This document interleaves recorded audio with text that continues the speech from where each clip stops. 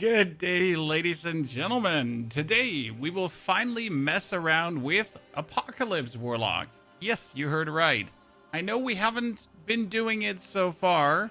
We tried out all the other builds, but due to popular demand and everyone asking, I think we gotta finally, try a bit around with this and see what we can do. I pretty much just threw the thing together, so it's a bit shoddy. It might be leaking. And not work as intended. We might be too not tanky. I gotta see, right? But yeah, maybe. I mean, like zero experience with Apocalypse so far, and we'll try to make it like as absolutely amazing as possible. Get like the rest of the uniques that are missing. For example, the chest piece to the flash red carapace. So we're gonna put these chains down, and then we're gonna Apocalypse zoom. Then we're gonna Apocalypse zoom. To have your thingies activated, right? Okay, now that was trillions of damage. So that one worked out.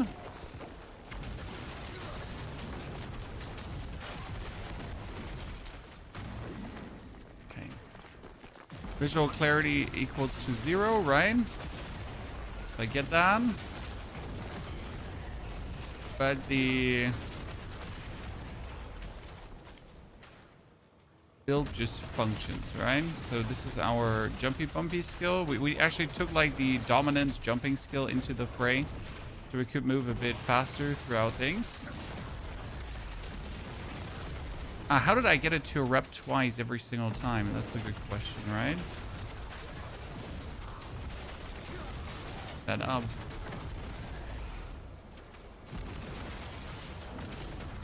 I mean, for not being like in any way like really hyper max, right? We're feeling decent.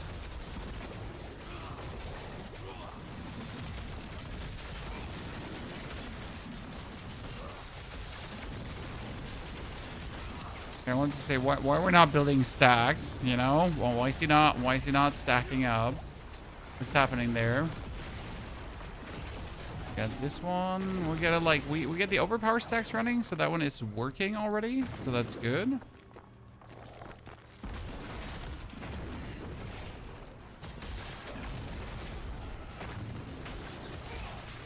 And we're definitely missing that 90% damage multiplier that your chest piece can provide us.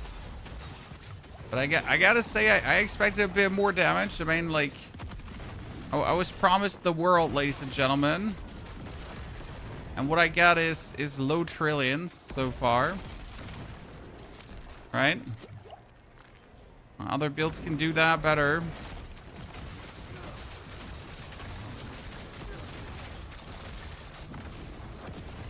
Oh, you know what I'm missing? I'm missing the Sigil of Chaos myself. Huh. Well, that at least makes sense. I was like, I'm missing like a skill in the skill bar right now.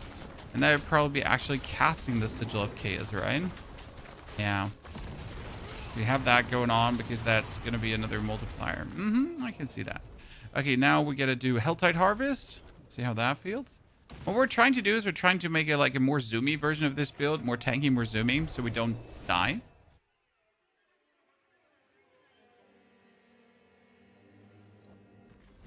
Oh, very good. It feels nice, man. So yesterday we did the boss killer warlock. Today it's the screen clear warlock. What was the boss killer warlock? Well, the boss killer warlock was really just made to actually clear bosses. No, it's just kind of fun, and it worked like super good. Yeah, I can see that this doesn't really have like a problem with the resource, but kind of like has a problem with the resource. I mean, not that you necessarily need a lot. You just need to get like your chains running, and once your chains are running, like you're good to go, right? I guess once we have Valoch activated as well, that helps with the. Oh, that's Duriel. Good night. Hush, hush, little baby girl. Problem is Duriel doesn't count as the Blood Maiden, so that's a bit of a bummer. Today's gonna be the first day in a while where we actually farm. Because we haven't like actually played the game. In like, well, I mean, we have played the game, but we haven't played the game because we were busy making builds and such, right? So we kind of did, but we kind of didn't actually mess with the game. Now we gotta catch up to all the progress that we didn't make, right? Why does a Balotch cost like so much dominance to use? That's crazy. Costs 20 dominance. I don't like that.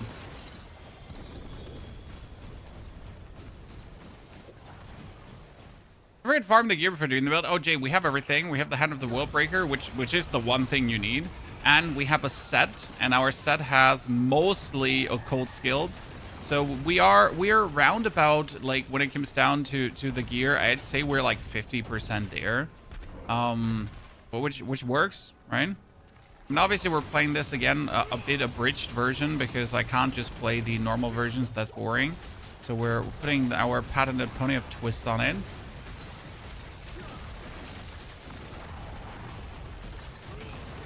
As we do with every build.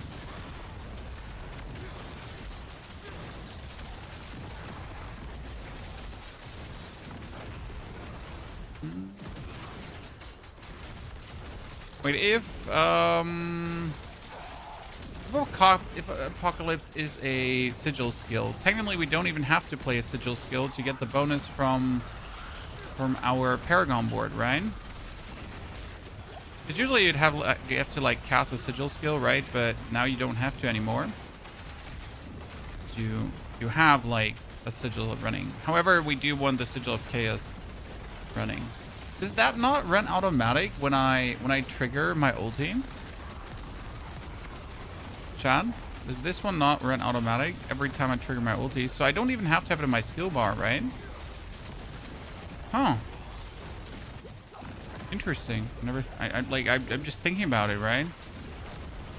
That means we have like a slot in our skill bar that we can't really fill because there's nothing to put in there.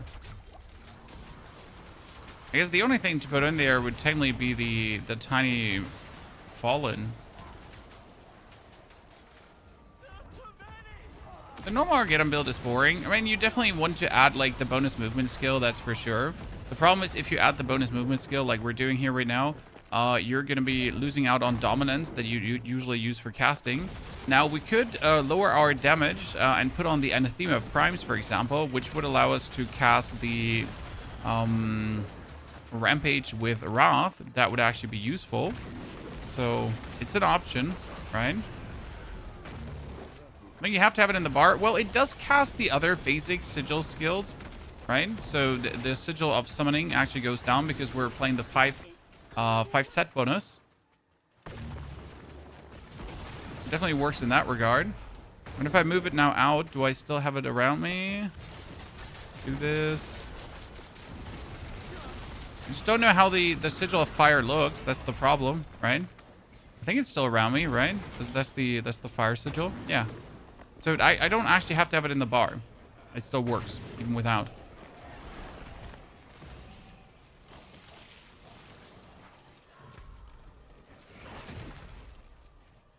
That's good. That's a good piece of information. That boy. It's the last time you tune in. Oh, it's been a while, brother. Lunatic is the best Warlock build. I mean, when it comes down to like overall movement, zooming, that kind of stuff, the Lunatic is definitely there. The only problem the Lunatic really has is just area. So if you're doing like something where you just have to hit an area, the Lunatic has some area going on, and you can obviously with a Godslayer crown, charm, make it more area friendly. But like the obviously the big advantage of the Apocalypse build is that I just blast like a whole screen. And that's something that you can't argue much about. There's no like back and forth here. Blasting the screen is blasting the screen is blasting the screen. You want to say? What I'm thinking about here currently is because of the way how my bar is, maybe I should go for.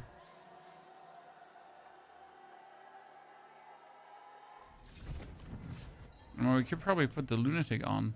What's this build called? This is the Apocalypse Warlock, the strongest Warlock in the game.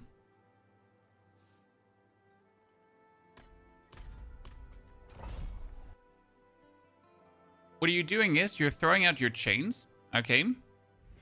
throwing out your chains. So first you can jump around here. Demon form, right? It's kind of quick. Then you can also shadow step. Then you throw out your chains. Your chains create stacks for your ultimate.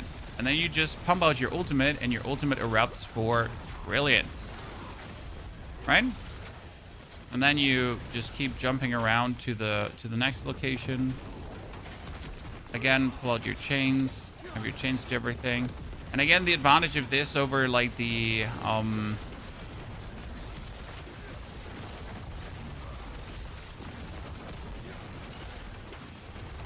lunatic, that the lunatic would have to like target all the opponents here, which we don't have to do, right? I don't have to target a single opponent. We just put this down. And then we just win. How tanky in this game? Depends on how you play it. So, for example, you already have to decide if you want to play the Kui rune or not. I play the Kui rune right now. I also run Tyrell's Might currently, which does reduce my damage but make me more tanky. Now, again, the certain amount of damage is just not required for tier 12 activities. So if I'm like, for example, here doing the Undercity, I don't need all my damage because all my damage doesn't actually meaningful make me faster. So that might make you think like, oh yeah, sure, but like, why would I not play Tyrell? This also gives me movement speed, right? So it would kind of like stupid to not actually use it. The same goes for my charm. I'm currently playing the Overpower charm. But I could use the Anathema of Crimes to turn my Jumpy Bumpy skill into a Wrath-based skill that allows me to Jumpy Bumpy a bit more, right?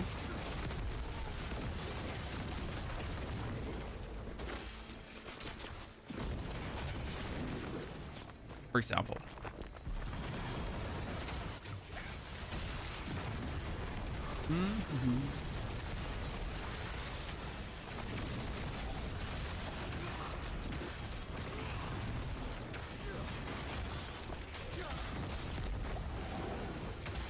It is really that simple.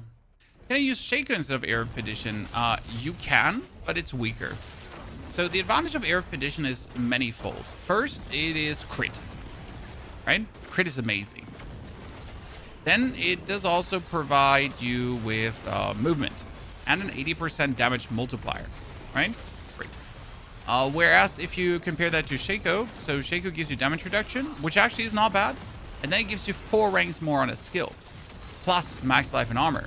So Shaco is definitely the more tanky version. Like, again, if you're looking to be just simply tankier, right? If you want to just do content without having to worry about your life, pop off. But you got to consider that I just really threw this here just right now together, right? And we are quite tanky already. Like, even without doing shit, right?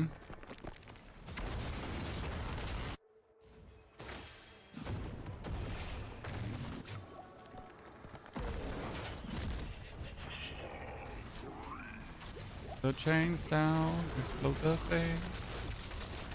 So one weakness we have here currently is definitely using up my dominance to jump around, because this is like costing me a lot of damage. Now we have here 16, you know, and with 16 overpower stacks, when I explode my ulti, we just have more damage.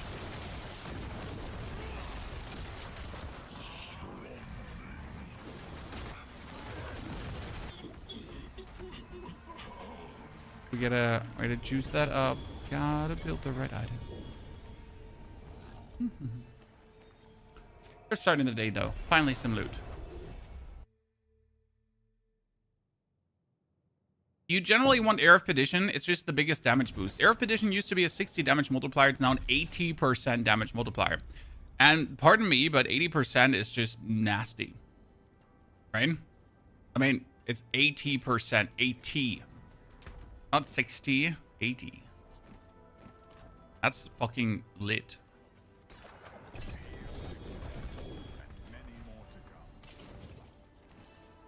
Okay, once in a while, we actually did clear another war plan. I think this is the first war plan I've cleared in 4 days. It sounds so sad, but you know, we finally started bothering again. Okay, first war plan in 4 days. We want to increase the monster power. Oh, let's try out something. We're gonna save this build. So this is again my apocalypse. We're gonna go back to the sentinel quickly, just for a boss kill. What's the sentinel build? Well, we made that sentinel build yesterday. It's amazing.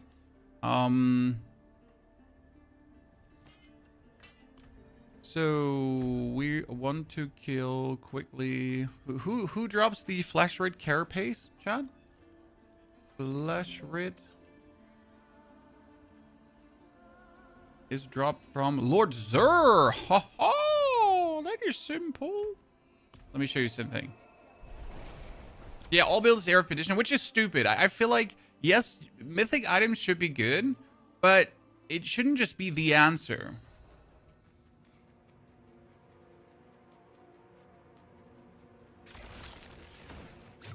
Right? It's like the one-stop shop currently for everything, which feels a little bit stupid. So yeah.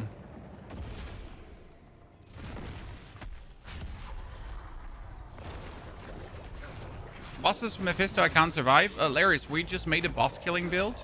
It's this build here where you so like I summon my dudes, I get the stacks, now I summon my Profane Sentinel, and my Profane Sentinel goes bzzzt, bzzzt, bzzzt, bzzzt, and just kills him. And that's it. So that's just the Profane Sentinel build here. Super fun. Because you've seen it before. Played that all day yesterday to make it perfect because I wanted to have a build that would just destroy Mephisto and tier 12 Lilith. So we made this little monstrosity. Just why not? You know how it is.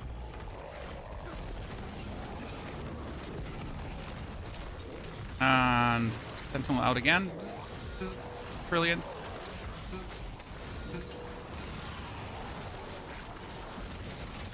And it's over. Can greater layer bosses spawn nemesis portals? Yes, if you have this one. It's then called a greater nemesis layer. What are we trying to get? We're trying to quickly get a flash rate carapace because I don't have one yet. And then we're gonna have to kick out our... And Mythic drops like candy now. Oh, Mythics are really happening a lot. Just this morning, I think I found another... what was it? I found another Tyrell's Mine. So we need the Flash Rid, right? With Sigil skills do more damage. But the problem is, it needs to be the perfect defensive one, right? I'm sorry, but it needs to have like max life and all that kind of stuff. Also, can I not... Like, my boots are the wrong boots currently for... And I need a different set of boots for what we're doing. Yeah. I'll actually mark all of the Flash Rid carapaces as must keep. I need boots with the ranks to occult skills, right? For more damage? Or can pants have ranks to occult skills? I mean, my Human Stone is actually really good that we're playing this one here.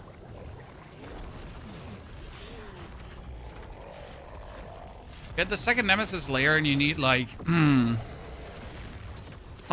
husks to open. I heard about it. Okay, put out the Sentinel again. Oh, come on, Sentinel. You didn't scale correctly. It's doing only low trillions, chat. Sad. Oh, it was enough.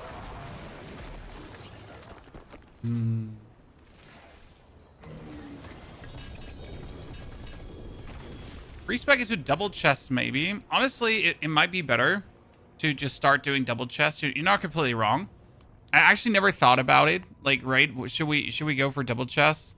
Yeah. You know what? Let's remove the ultimate nemesis because the ultimate nemesis is shit, and let's do double chests. You're so smart. Honestly, I wish I was you. I mean, like, I'm so stupid because I've been farming occasionally some items, right? And I have an abundance of keys, but I don't like, right? We have here currently 45 keys. So if I want an item quick, the fastest way to actually do it, and you're completely correct, is go for a double chest. I mean, you're super intelligent, and I'm not. Like, what the fuck? I hate you. Yeah.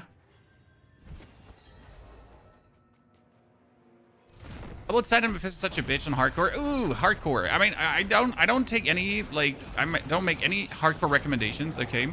That's very important. I will never make any hardcore recommendations. I would say if you're looking for hardcore builds, you should check out Booty Joe. The man just lives and breathes hardcore. From PoE 2, well, I checked my watch, and my watch that I don't wear because I have it upstairs actually tells me that we have to wait for the 29th before we can play again, because playing before is kind of weird.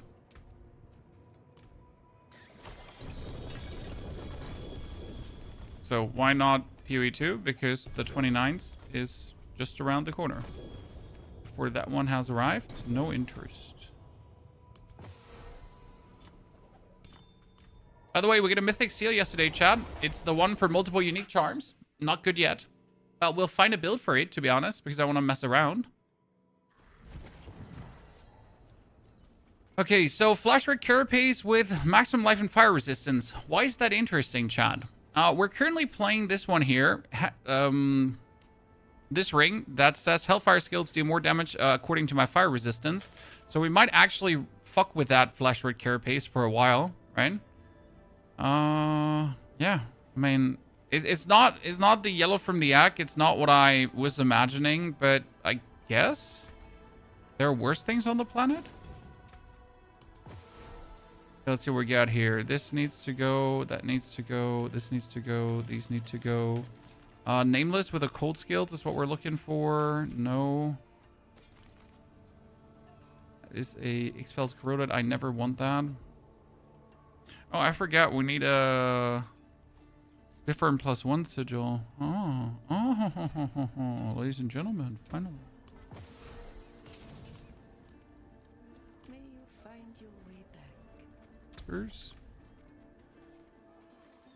Druid builder, but I had an amazing leveling build before I get to 70. Sorry, Cappy, we don't have a leveling build, but it was really that simple. So for leveling with the Druid, we really just went for Lightning Storm together with Claw. That was it. So you activate your Lightning Storm and then you spam Claw. Done. We didn't do anything else. Okay, what do we do here? I want keys or salvage. I mean, this is pit.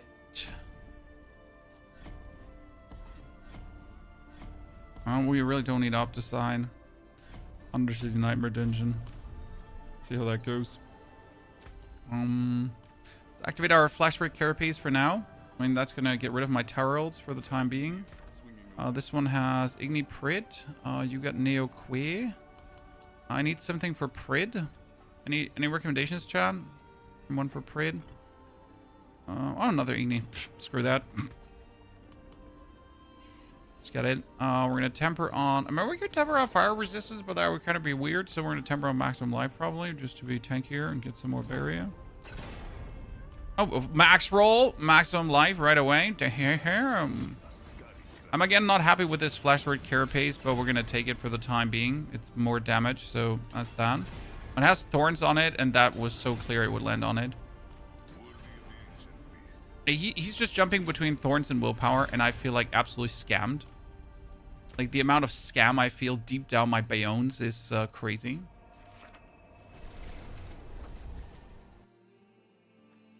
Now, Gooprid, you know what, sir? I completely forget that we're actually not making anyone vulnerable right now. Yeah, like, how do you make things vulnerable? with this build. Am I forced to play doggies? I'm forced to play doggies, right? Probably. Mm-hmm.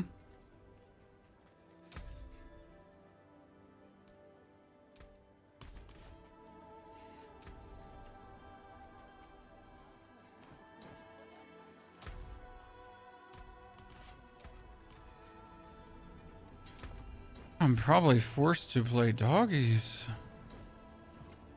That means I'd have to play the Dark Prison myself. That also means I would have to put skill points into the Dark Prison.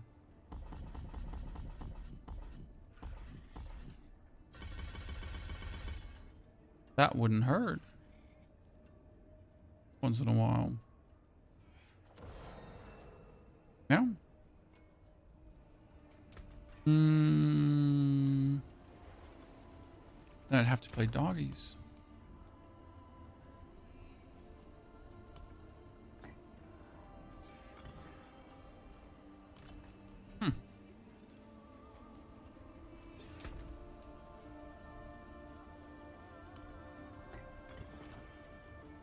Intriguing.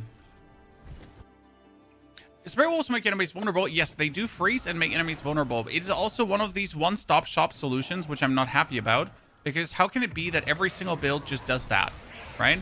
I feel like there should be a limit to things that are just getting done easily like this, right?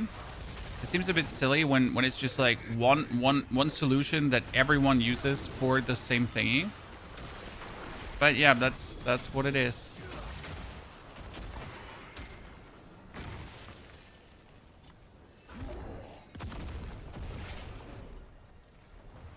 Might seem silly to you.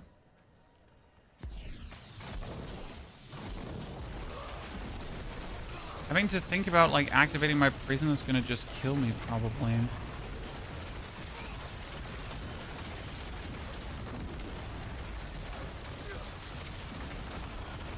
And again, I should be able to get it done probably. I mean, it's the only thing you kind of got to think about maintaining, so I guess it's fine, right? So far, it's single-digit trillions for a hasty thrown together apocalypse build. But that's actually good if you consider that we really didn't like try to min-max this yet, right? So we're in a relative unmin-max version of this, and yet, you know, we're relatively simple on our toes here, right? A Brood Guard, just a random grotesque debtor, but it's a boss, chat. Don't mind if I do, Mr. 9 Trillion. Okay, let's activate the chest.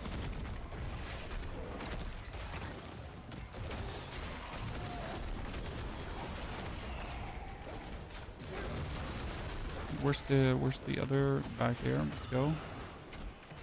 I literally every build ends up using the same armors and accessories. I mean, so on the one hand, it's stupid.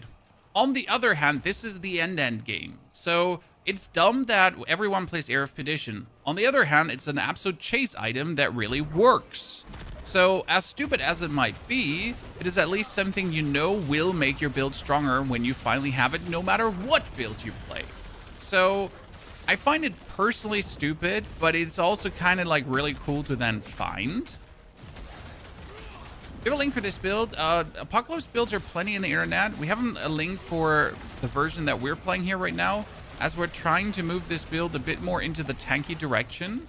So I've found myself a couple of Apocalypse build online, but most of them were too squishy for my liking. So I'm trying to make this a bit more tanky-ish, right? So no, we don't have a planner for this yet, as we're like literally just, you know, playing it for the first time to try around. What is Undying? Undying is an aspect that heals you for every single time you use a skill. We currently have this on our boots. It's very useful. All damage and weapon damage, greater affixes on a focus. Fuck yeah. I mean, that's crazy. Dude, 4 ranks to rampage as well. Damn. I'm finding good items today. So Undying is very powerful. High recommendation. Okay, so usually this is supposed to be like super easy mode on PID 130 plus and so on. But we're not there yet, so let's do a lower PID and see how it feels. Yeah, the Ring of Starless Skies is a whole different beast, because obviously it's like, see, like, that laser instantly killed me in PID 115. I mean, obviously we didn't have any of my stacks up. No, like, what is it called again? No Valach, no thingies. Just hit me. Despite having like 40,000 life, right? And good damage reduction.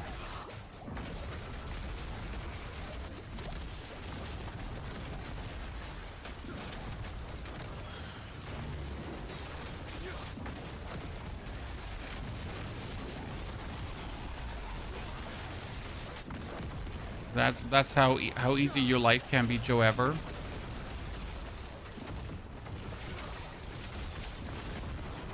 Oh, 20 trillion hit. That's a first, Chan.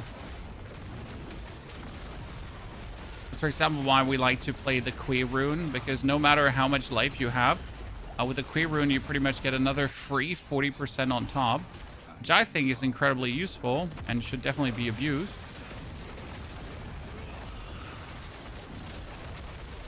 When I say abuse, I mean just use it.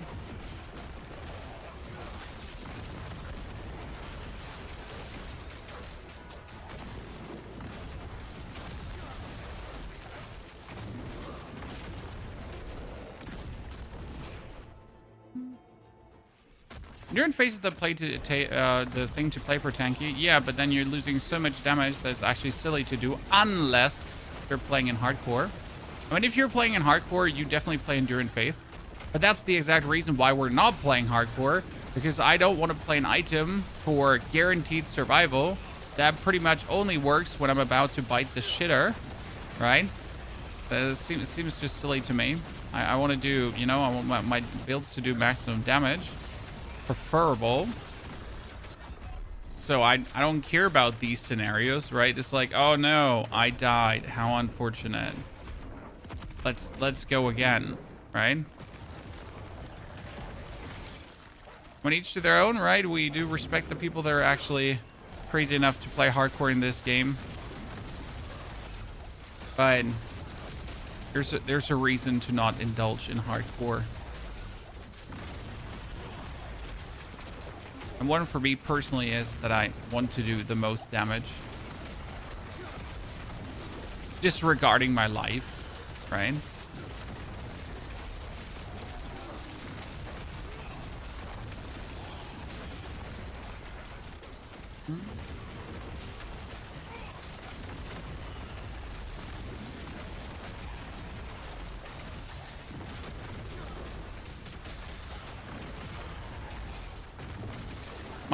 My view is if it's killed me one time, what's keeping it from killing me again?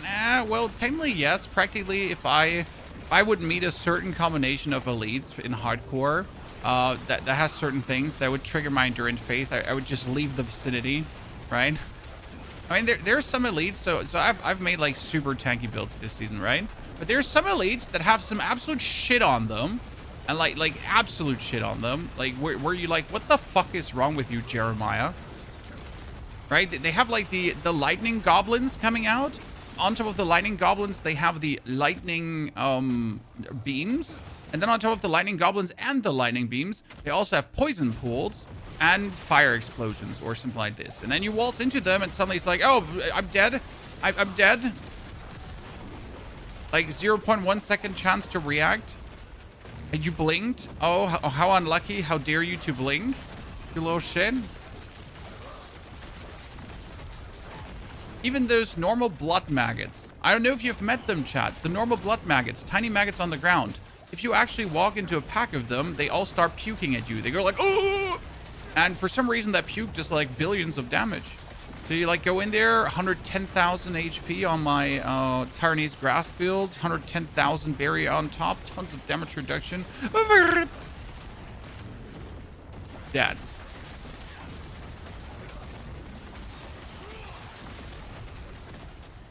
That's why I like generally can't understand how anyone plays hardcore, but again, also have like my utmost respect for people that do manage to somehow bang their head against hardcore without losing their patience with the game.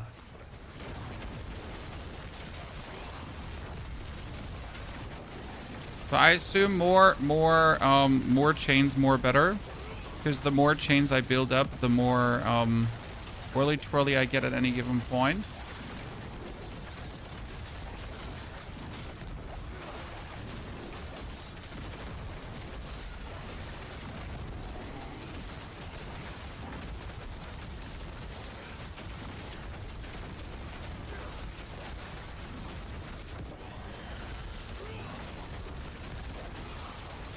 Even though my ulti doesn't seem to be doing any damage right now.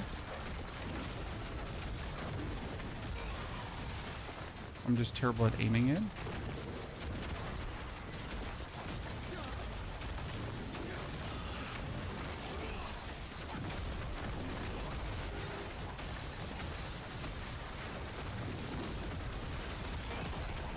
right?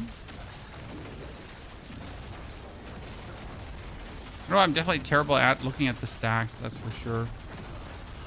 That's just 500 billion for an ulti. That's not what we're looking for, right?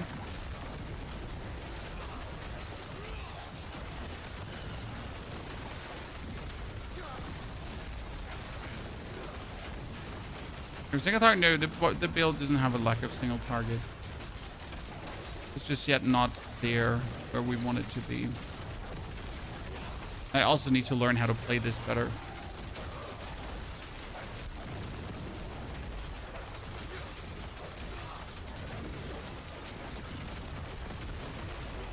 And there were the trillion hits we're looking for, but they're too low. We did finally hit them. Health Fracture Warlock. Health Fracture is beautiful. The only issue you have with Health Fracture is the standing still component, which is like, so in order to get the most out of Health Fracture, you gotta like boom, boom, boom, boom. Played it for a while. The problem was really you were fighting Mephisto, for example, and Mephisto was just a real meanie to you. See, like we're playing here a glyph that's a bit low level, chat. So Mephisto was like a real meanie to you, because you had to stand still to fight him, and that felt so weird.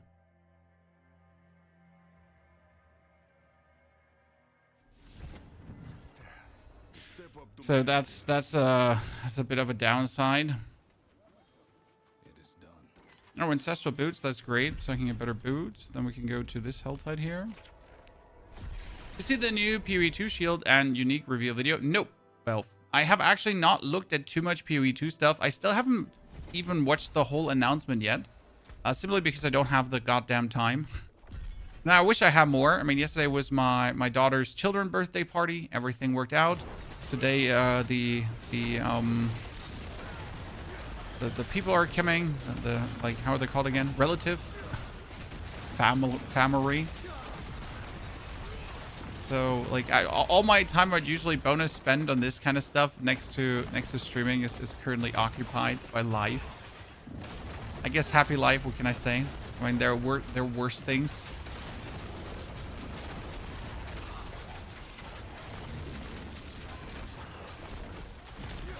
Let's get that one glyph that we're missing upgraded, because it's like a volatility empowered glyph that says like whenever something is volatility empowered, it goes, pop goes the weasel.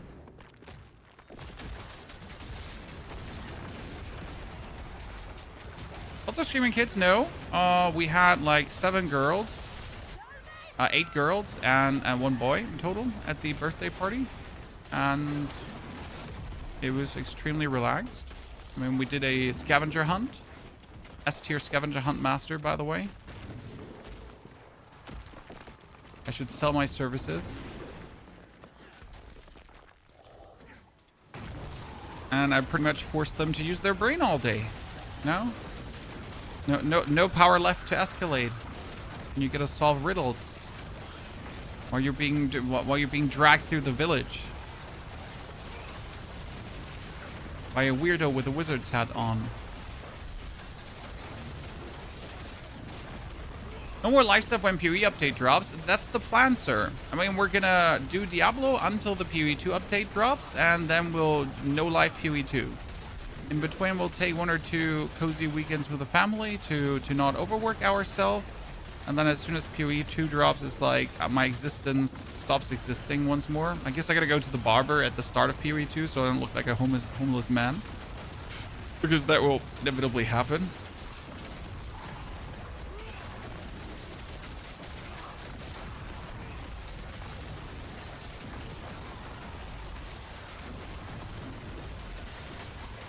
We're gonna just mess with PoE2 until the next Diablo update comes, and then we can do more Diablo. So I'm you know, I just hope that they're not gonna do the big mistake of making like a very long season for the DLC release, you know, because this is something that I would see Diablo doing. They're like, oh, the DLC is so new and people are gonna take so long, so we're gonna make like a 4-month season 1 thing. Yeah, no, please don't.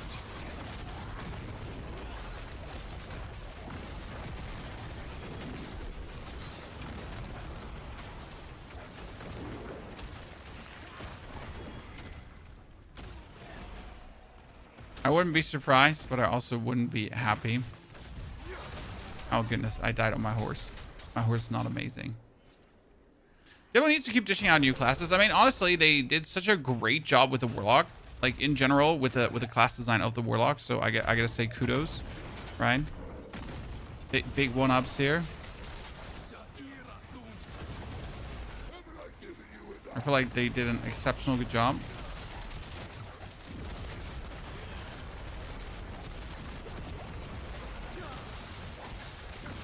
I mean, definitely better than the Spiritborn when you look at it, because the Spiritborn was just like, still to this day, the Spiritborn feels a bit unpolished. It's like a lot of abilities, and all these abilities do something, but it still feels like, you know, their first attempt at making a new class. That's the best way to probably say it.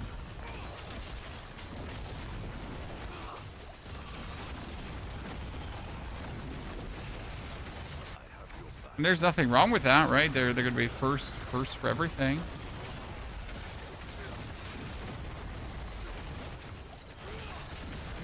I feel like you notice it. Played Blizzard Static Sork. I looked at Sork this morning, and I'm just so sad that the fire builds are so underperforming. Like, I was like, maybe we could just do this off meta meteor build, but it's just not like a little bit underperforming, right? It's quite significant underperforming. Like with Warlock, you could say, yeah, sure, Apocalypse does do the most area damage, but it also plays in a certain way, and it's not even like, you know, there are other builds that play smoother and are just simply more fun, and they don't really feel much weaker, which is an important part, right, about the fields. Like when it doesn't feel much weaker, that's important. Whereas with the Sork, you're like, so I just shot myself in the knee because that's fun, right? Just to not play the lightning build.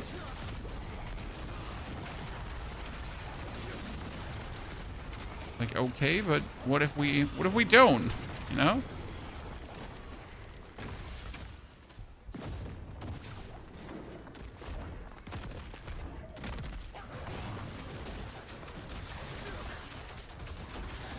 Meteor is bugged now? What's bugged about Meteor? I doubt, though, like, even if Meteor wasn't bugged, it would be performing any better. Right? I still severely doubt that. It's just the way how Sork is currently set up.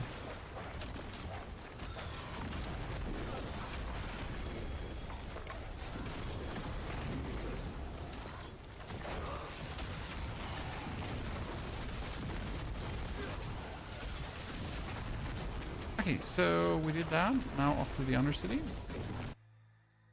I suppose they're more fun.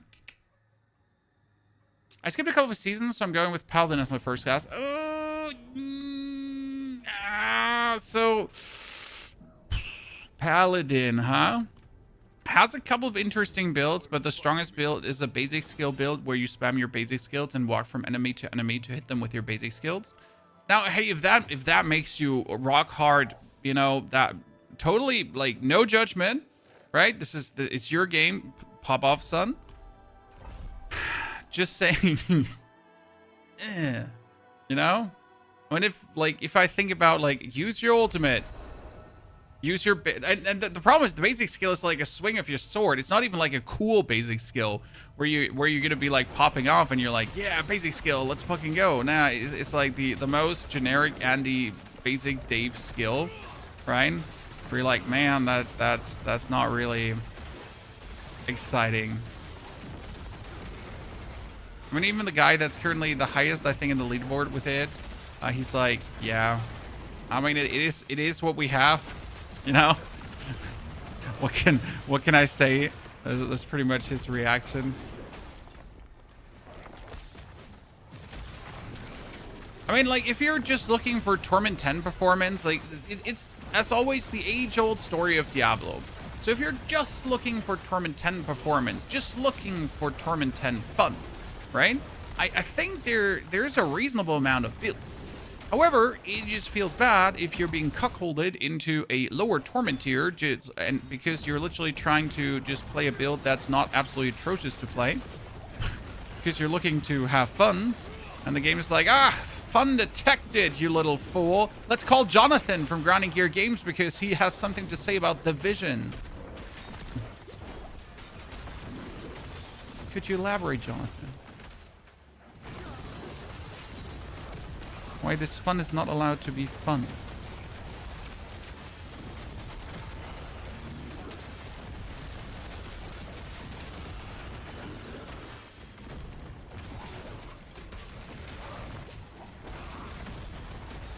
They're gonna definitely give a little one up on PoE when it just comes down to general viability of skills. There's a bit more what you can do in the end game. I mean, they're still the best builds with the most overtuned skill, talking about cast on crit, cast on meteor, that kind of stuff. But in total, there's a bit more to mess around with, right? Where in Diablo, at end of the day, like really when you want to exist in the highest difficulty, like you're kind of like cooked and gotta do certain builds. However, the Warlock kind of breaks that mold because again, we have Tyranny's Grasp, can kill Torment 12 Mephisto.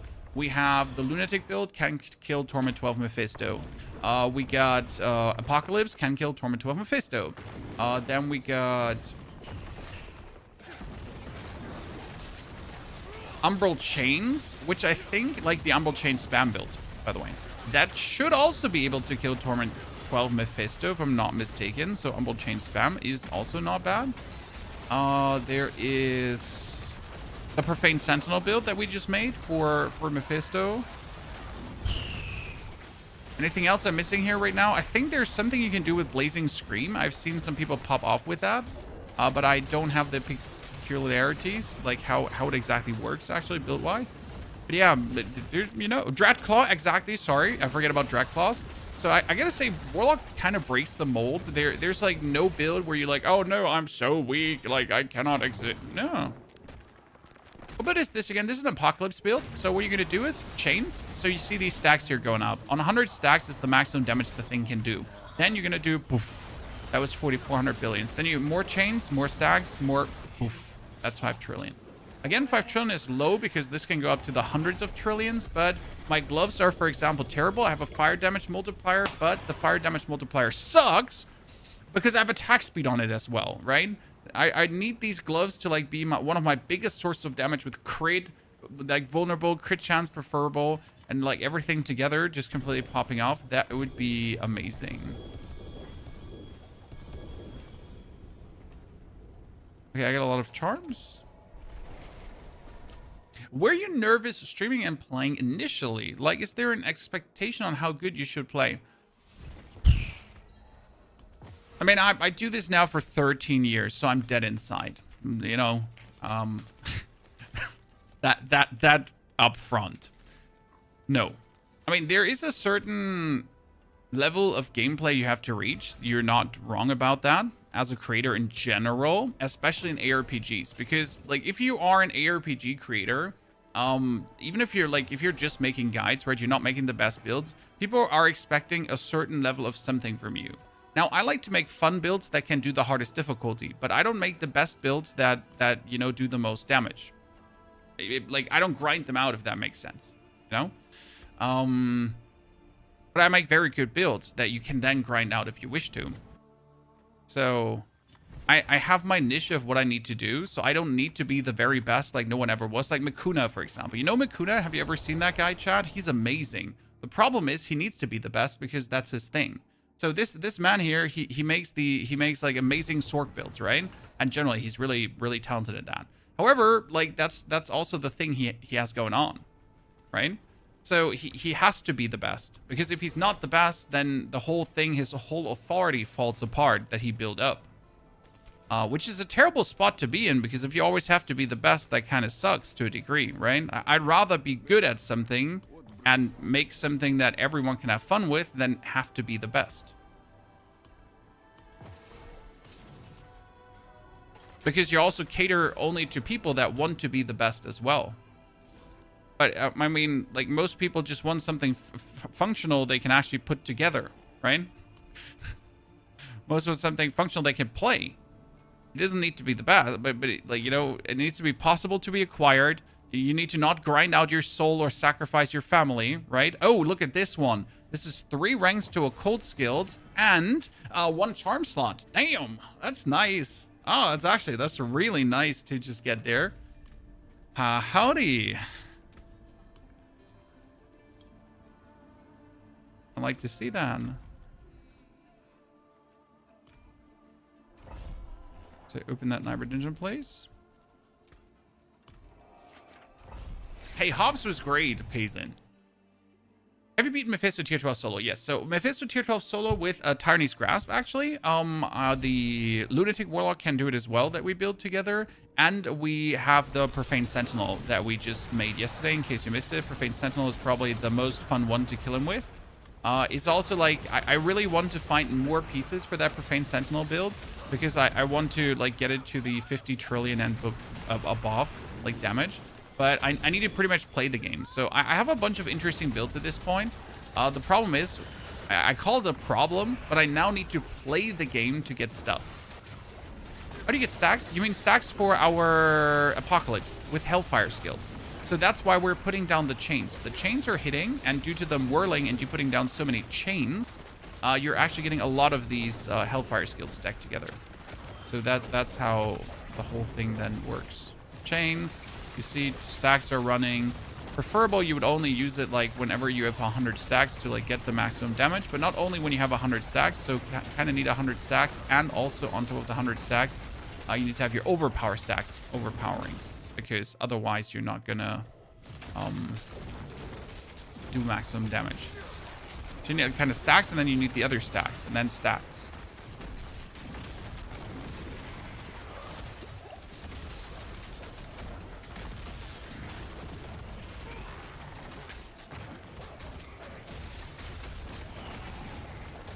Or we're talking about something else. Sorry. I just read stacks and I was like, this is definitely something I need to answer, but maybe it wasn't. Maybe this was a question from chat. Poor chat. Ooh, Roderick chest. Big fan of Roderick chest dungeons. I still feel like they should be visible on the map, but that's because I'm just visually impaired to the max. In my head. We're talking about overpower stacks. Overpower stacks you can get in multiple ways in this build too. You can get them over the Banisher's Talisman by actually using your resource, which will give you overpower stacks, right? And then if you use Veloch, command Veloch, this gives you overpower stacks. You can also get overpower stacks by overwrathing. I call it overwrathing because it has to do with like getting more wrath than maximum. But the easiest way is probably just command Veloch. Here, boom, 16 stacks. Because he also doubles your stacks, in case you didn't know that.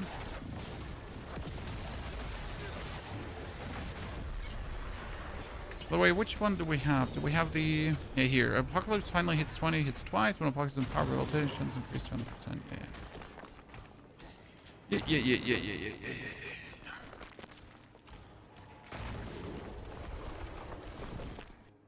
What's your favorite build this season so far? Still the Tyranny's Grasp and the Boulder. Those two are definitely hitting it off. The Tyranny's Grasp was just like an absolute monster. So well built, fun. Like, can't really put words on it, how enjoyable that is to just play.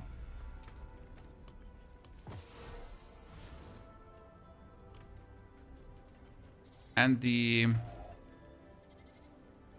Say Boulder or Titan? Yeah, but both of them are just brilliant. Okay, so first 2 war plans once in a while. When do I know that I have another echoing hatred thingy, chat? How do I know that? That's my question. Because it doesn't show up here unless I'm crazy and I just don't see it, right?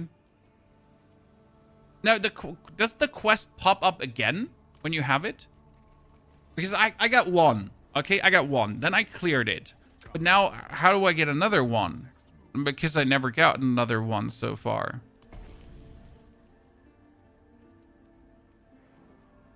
I want that.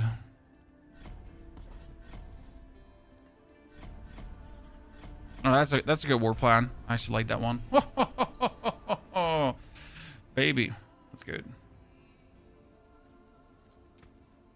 So it pops up as a priority quest again the moment I get it another time. Huh. That's so weird. Okay, thank you. I mean, like, see, this is where I notice I just haven't been playing the game enough. I guess this makes, what do I want to say? I guess this makes team play OP again. Because considering that Echoing Hatred is one of the best loot sources, and, like, the loot is shared in it, so if I go in with my friend, because my friend has it, and if he goes in with me, right, then team play OP. Because we share the loot. The same, by the way, goes for killing Mephisto, right? If you do it together with your friends, everyone gets the rewards, so that's nice. The problem is you can miss it because you have to pick it up. Ah, Blizzard as its finest.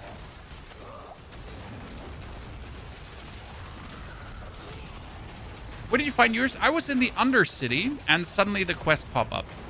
So, yeah, Undercity.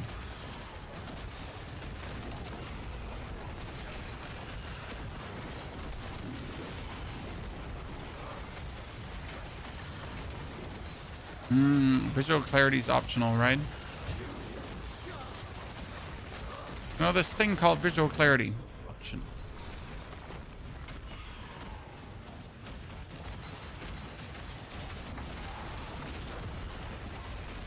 Just a random blood 9. Don't mind Chan.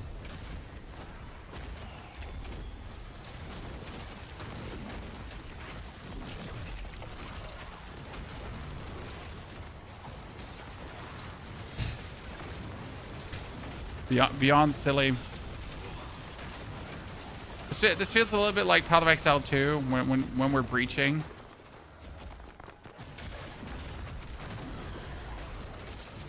Yeah, they come from high Undercities. I think we did a, what was it? We did a mythical tribute and I suddenly got it. I don't think it's related to the mythical tribute. It was just the coincidence that we did a mythical tribute. And then suddenly we had the thing going on.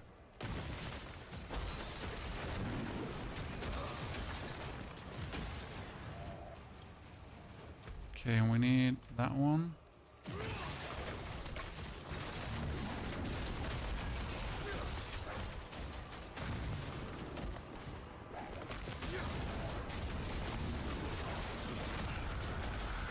No idea what to play though. Red Dragon, wait for the patch notes before you decide in Path of Exile. I mean, it's literally a wait for the patch notes. That's what we did last time. So we waited for the patch notes and then we tested out some things as if they got patched. And that makes really big difference.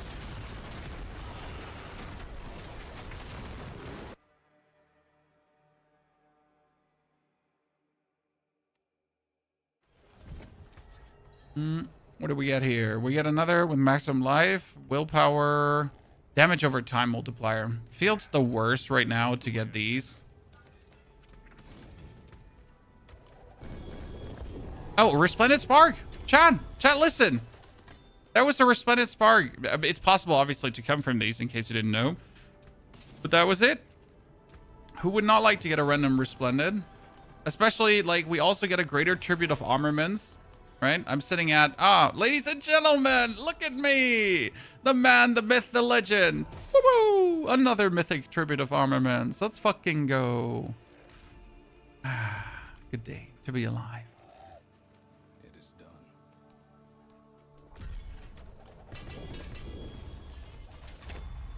Life's good. Life's good. Okay, I think my weapon, like, so the problem is that my 200 weapon we're currently having is subpar. I have the worst weapon. Like, it's actually shit. Like, I hate to say this, Chad, but realistically, my damage is really being held back by my weapon, right?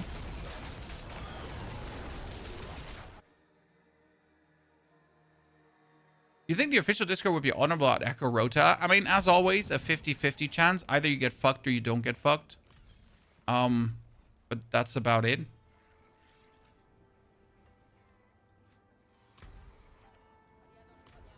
Right, there's that's that. Warlock is so squishy, level 65. If your Warlock feels squishy, I would recommend playing the Lunatic build. The Lunatic build has one big advantage, and that is range. So with the lunatics, you can stand maximum range to your enemies. And it's a while before you're like forced to actually like get close and engage with the opponent, right?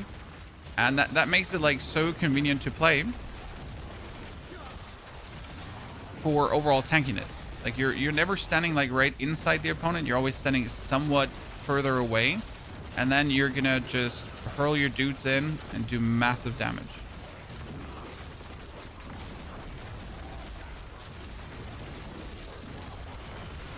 Kind of good. Okay, we need to find ourselves a better weapon now. I think that the better weapon would be like the trick to get like the multi-trillion every single time. Because we have like an all damage multiplier on, right? But that's it. So an all damage multiplier, willpower, weapon damage, max life. Yeah, sounds horrible, doesn't it? It is horrible. I'm not even kidding.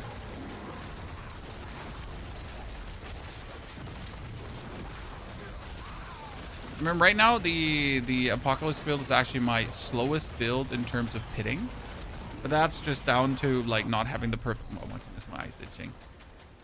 Not having the perfect equipment yet, right?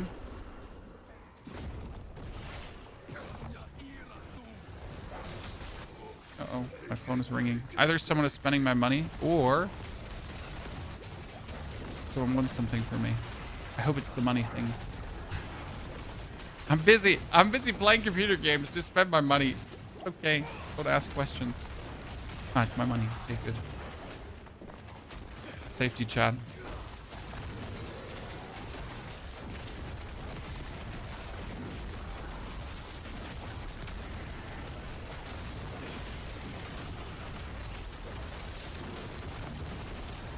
Oh, 22 trillion, see?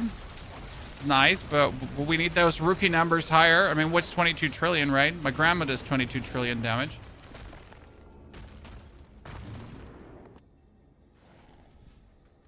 Bartok drops actual conduit. That's terrible.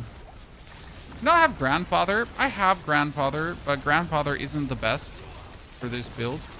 I mean, grandfather is great until you have something better, so you're not wrong. It's adequate until you get something better, but usually aspect plus godly rolled weapon with like greater affix to crit damage, it usually beats grandfather like 9 out of 10 times. Because there are just some really nasty aspects nowadays that you want to have.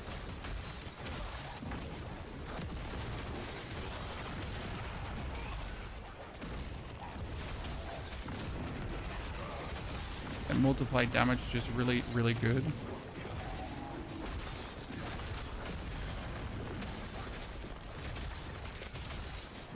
Where do you find Bartok? In the Infernal Hordes, my friend. So instead of fighting Bartok, you would usually go try to get yourself the Belial husks. So you could go fight Belial and then get the loot from him. Because farming Bartok is annoying, since you gotta do 8-way forts usually to get enough cinder for Bartok. Or you just need to play a build that again explodes the screen, I guess. But yeah, playing Bartok is one of the more awful things in the game. Or never play a build that relies on a unique from Bartok. Who wants that?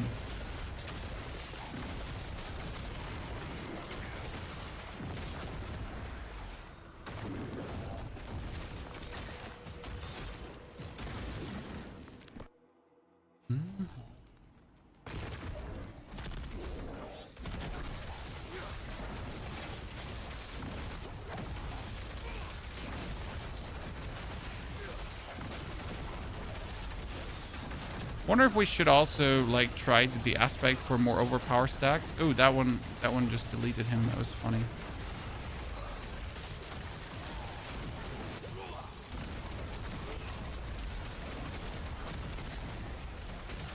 Still like not sure if I'm supposed to like put it on the people or just in their like general vicinity, right?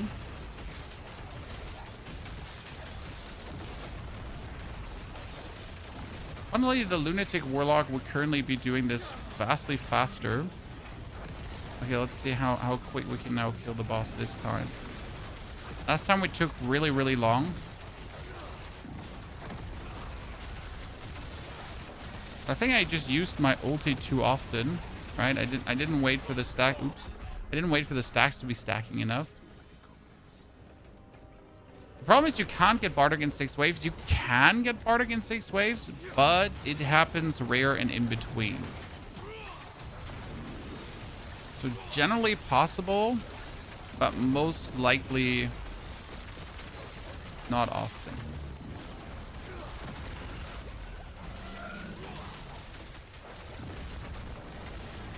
Ah, see that was a good hit. Like to see that one. Doing somewhat more damage, right? Now we're just slowly getting the hang on how to play this. Oh, the visual clarity's ass though.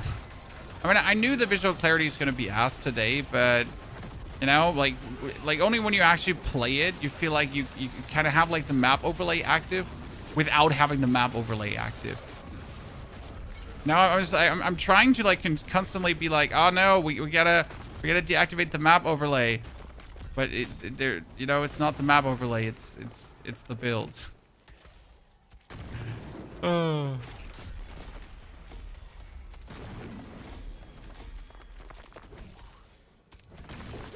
Sorry, there's no map. It's the build. The build.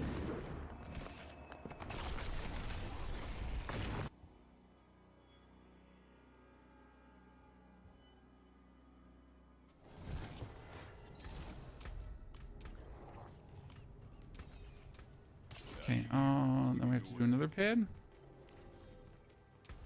I mean, that was relatively quick. I like that. Okay, let's try to get a better two-handed weapon that's not that two-handed weapon, okay? What do we want to have, chat, for our Warlock for style points? I think a sword, right? I have a bunch of cool sword skin. I mean, obviously want a sword. Maximum life. I'm not mad getting something with maximum life because technically that would do what I needed to do.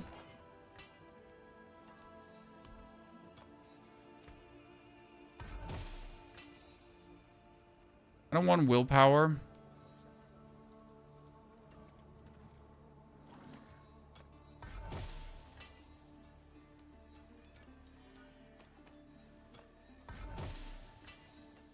Okay, we can always remove it in a bit. Damage over time multiplier.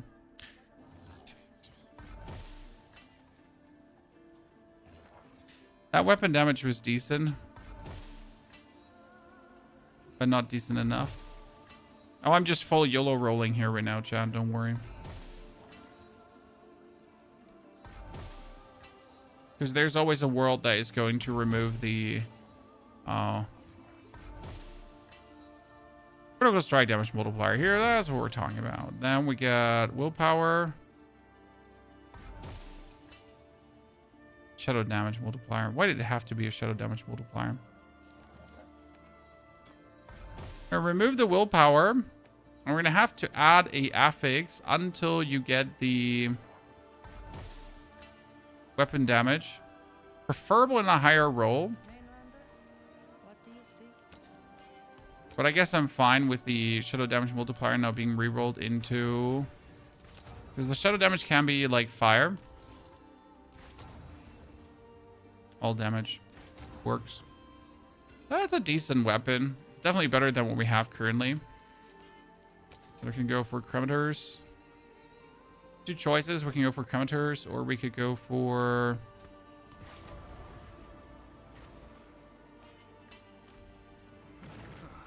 No, I just noticed that we didn't actually play sockets in this one for whatever reason.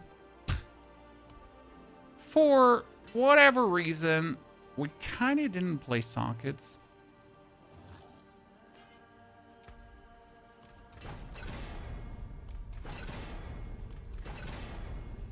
I want to say we have a good reason for that, but there is no good reason.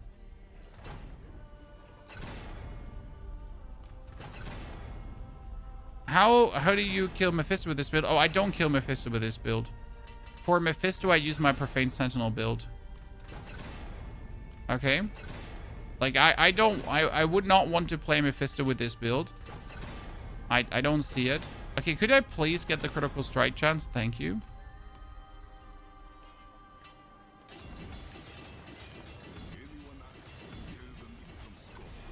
So I would like to hit the crit damage multiplier. It's fine, let's go for the all damage. And I assume I want to have 2 rubies in there. Ruby, ruby, ruby. Where do I have rubies? Rubies.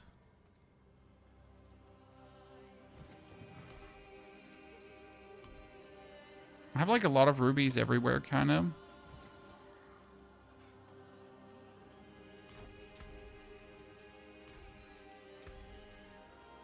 Come back if you get thirsty.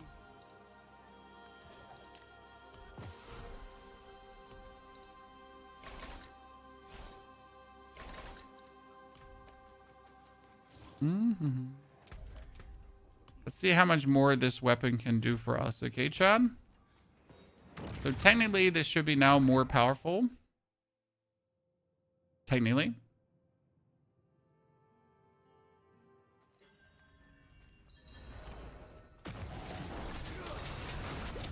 Oh, great.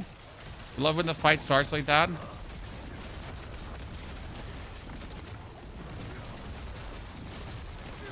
Life, survival, absolutely overrated, right, Chad?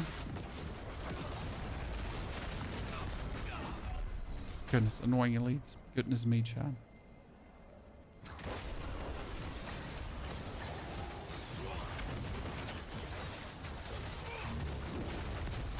I need my stone back.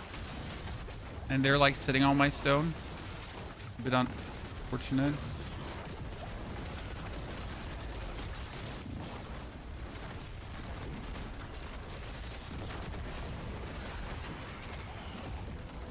I got my stone back. Thank you.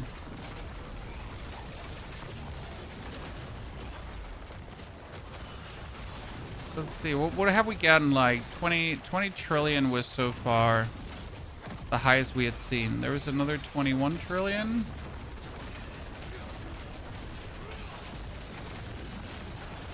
$35. Okay, let's go. Slow and steady, chat. Slow and steady. Let's the snail the race. 35 is already better than 20. We can do more.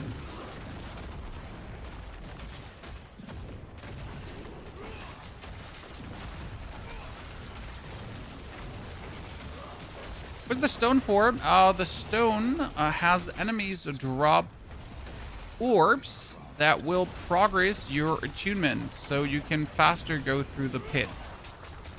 It's pretty much the speed boost of... Okay, now it's not stacking up. It's pretty much for speed boosting. It's probably the best thing they added. Like, yeah, that's it. Dot, period. Best thing they added. I mean, who doesn't want to have like a progress boost so you can just move faster through the pit? Especially because it's like a progress boost based on your own skills. So the faster you kill things, the more of these drops that you're getting, the faster you're going through, the faster you kill things, the more drop, and so on. So it's like a win more kind of scenario. So like these drops here are coming, very useful. 33 trillion as well, Chad. Okay, so we went from the 20 trillions to the 30 trillions. That's already improvement. But we need more.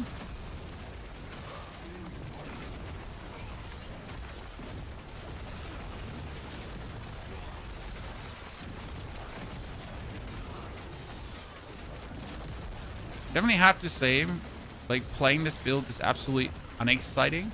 I mean, it's fun to nuke, but mechanically, it's just really not the most fun build to play. What build do you recommend for completing the story? Any build? I mean, if you're playing Warlock, I would probably go for Dreadclaws with Abyssal Rampage Demon. currently. I mean, I did Red Rampage to finish the campaign, but if I would now have to do it again just for leveling, it would be a Dreadclaws combination together with the Black Demon for Black Demon Stomping. Because Black Demon Stomping extremely efficient.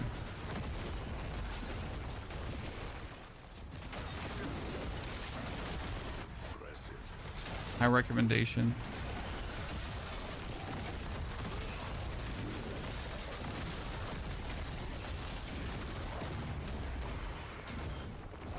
Yeah, we're definitely quicker, chat. I would even say, like, I would go so far to say we're whole, like, almost 2 minutes quicker. Gonna see how that goes versus the boss fight now, but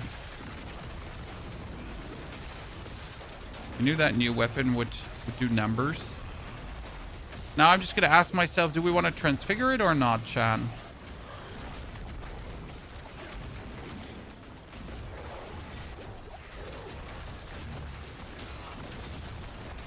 It's a good one. Good one as well. Get Veloch in. Prison on. That was a terrible one. Didn't do any damage.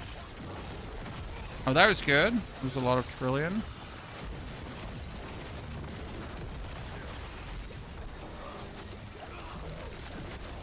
And he's gone. Yeah, it was almost a whole 2 minutes faster, feelingly. Goodness maim. New weapon. Gang gang.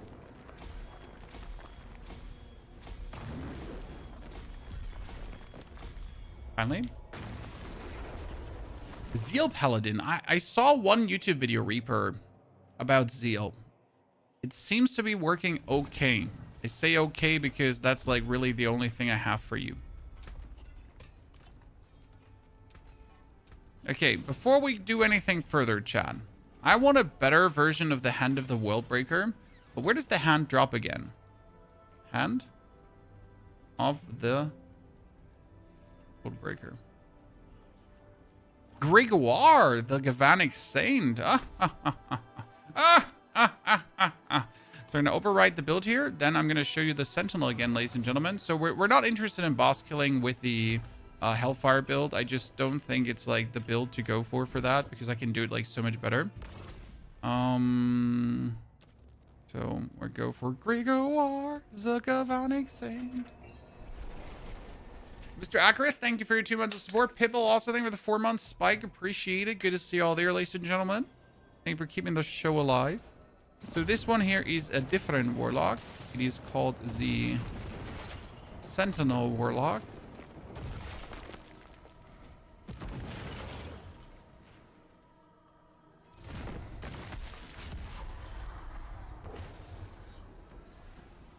The grandfather in the build with the hands, you need the Anathema of Primes as a charm in that case. If you have the Anathema of Primes as a charm, then you can do it. Put the Sentinel down and...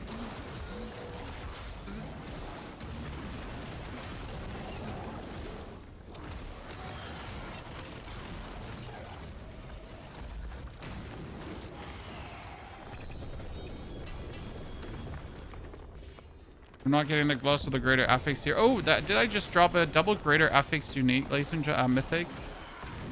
Damn. Our places today. And that's like just a lot of loot for one single, you know, thingy.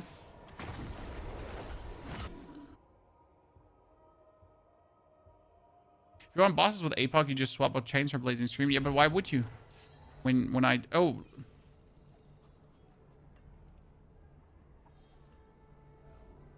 You know what the good thing about this item right now is? I can finally put my Air of Petition that I need for other builds away, and then I can use this Air of Petition and actually temper on goddamn maximum life. Because I didn't have maximum life tempered on my Air of Petition because I'm using a maximum resolve Air of Petition on a different build, right? And I'm just running around like with a shitty temper on it because, you know, can't do that.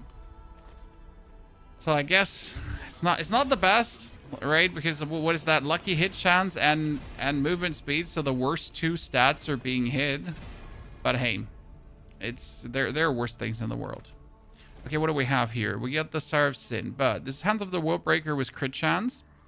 No. This is terrible.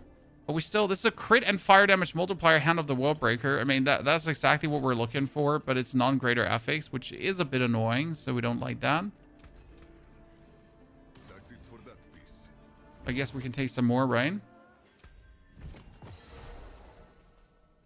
Sorry, the Anathema of Primes, the weapon that you use for the Tyranny's Grasp build. If you use the Grandfather, then you need to have the Anathema of Primes as a charm. Also very much explained in the video. Just FYI. 6 stacks. Profane Sentinel out. Honestly, the Profane Sentinel is so much fun. Stupid build.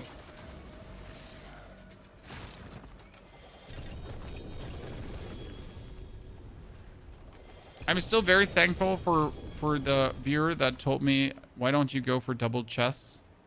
Right? I mean, it forces me to teleport out after every single try. Still, though, it just makes it so much faster. Right?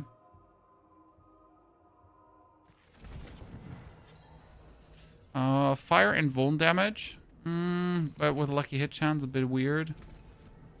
This one is no. Not too hot. Thermo, thank you very much for the gifted sub. Thermo, that's very kind of you. Appreciate it, sir.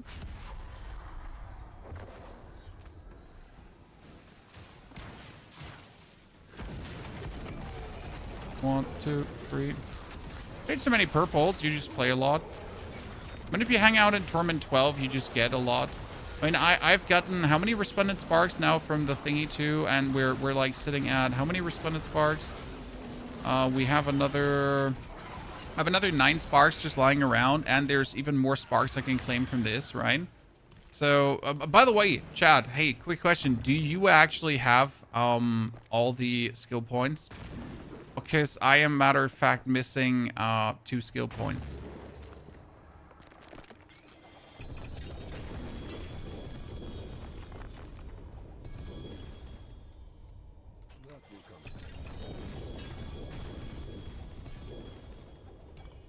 Can't be the only one, right? So can we get like the Hands of the Worldbreaker maybe with a greater affix?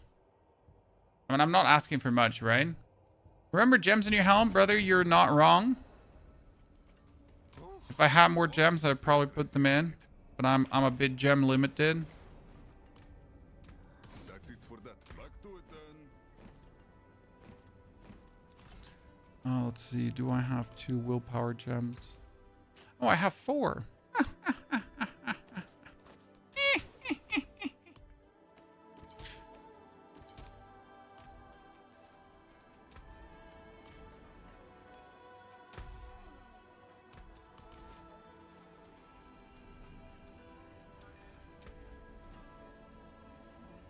Charms. Okay, let's see. No.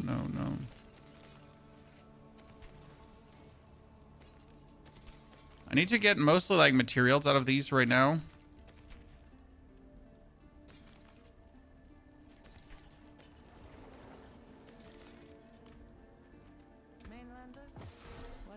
So yes, I know they're worth money, but right now I need the resin more than money. When I get level 900 gear, Torment 6 on. You get it regularly or more regularly.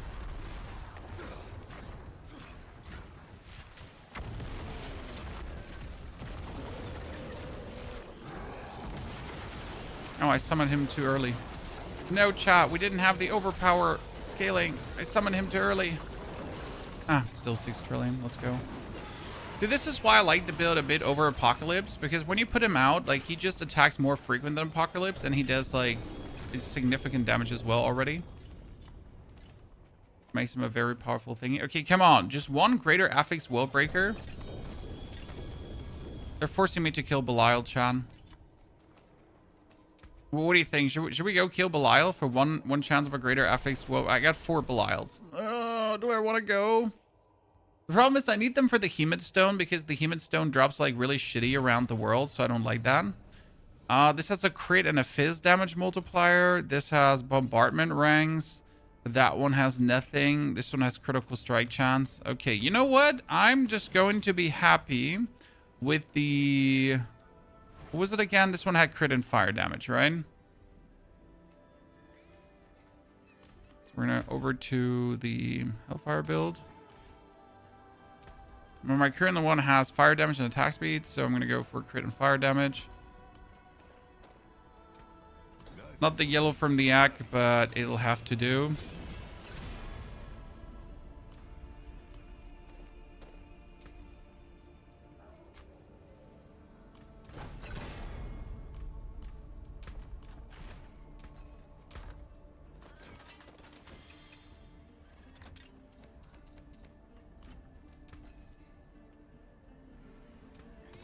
I'll be here, swinging away.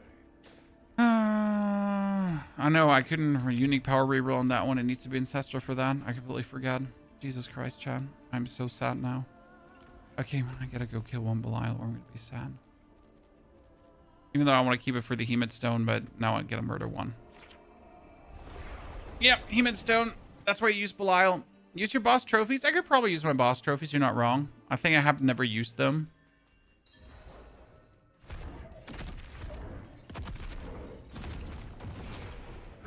Travel.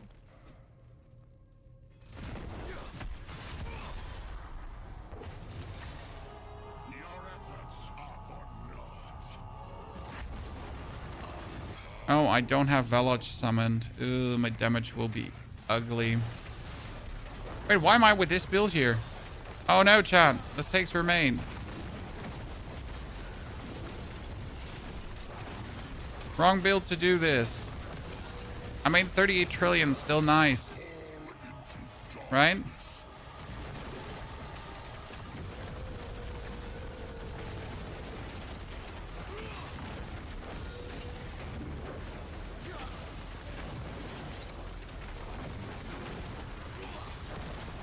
So much slower than the Profane Sentinel build, huh?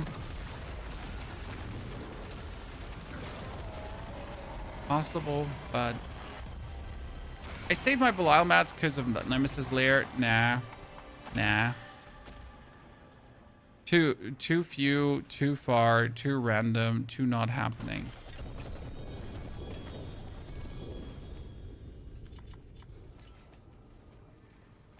More random gloves. But the wrong random gloves, to be honest. That's kind of sad. That's kind of sad.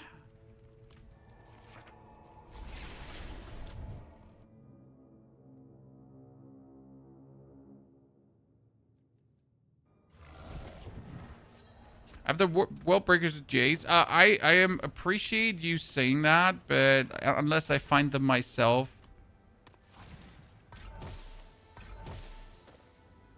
it's not happening, right? What I should start doing is I should start saving up the Greater Affix World Breakers, because this was like, you know, I'm a very impatient gentleman. I don't want to cluster my inventory. But obviously, I should save up the Greater Affix World Breakers, because then you can just smash them together. I mean, right? We have now 4 Greater Affix 1. None of them is good. So obviously, you got to go for like 3 to 1 and try to get something better. Wow, that is so sad. So instead of now breaking them, I obviously have to do this and then like just smash them again together and smash them again together and see what comes out of it, right? And the least I can do.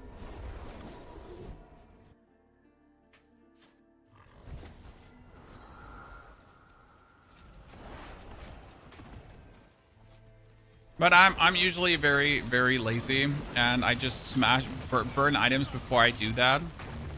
Which is weird to be lazy about having like a easy way to give yourself like good rolled items.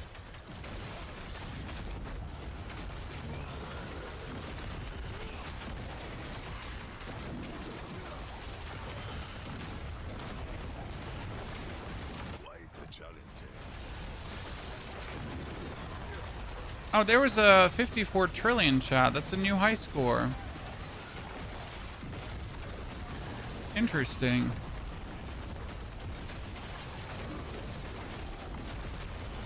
Nice improvement so far.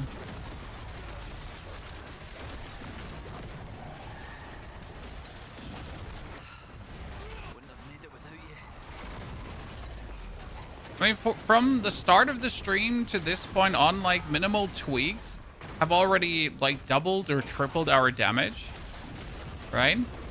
So now we obviously just need to get a better pair of gloves that has, like, that's ancestral, so I can put the 400% multiplier on. But that means we need, again, like, a double multiplier pair of gloves. I mean, this is pretty much going to burn through all my keys now, right? Like, if we're real with each other, that's where your materials are going to go away, because you're just going to have to smash and smash and smash things together until you get that.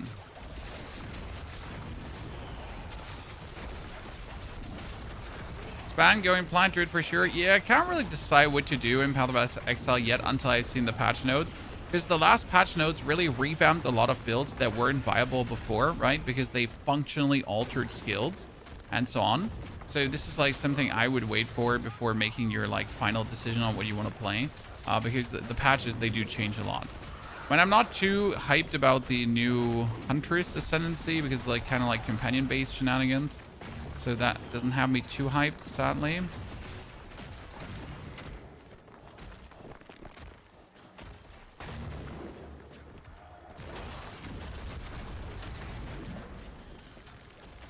Can't be pumped for everything, right? At any point.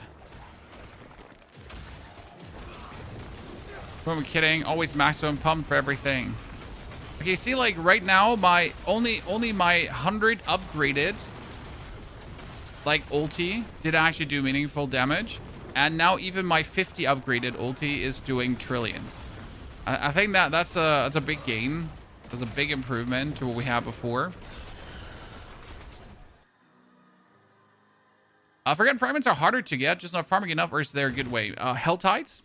Then you obviously salvage, even though salvage is not really giving you that much, but salvage is obviously a thing. On top of salvage, you can go to the alchemist and here turn your scrap into crystals and then your veiled crystals into forgotten souls. That will drain on your money, but money farming is not that complicated to say, oh my god, I can't do this. So yeah, that would be that.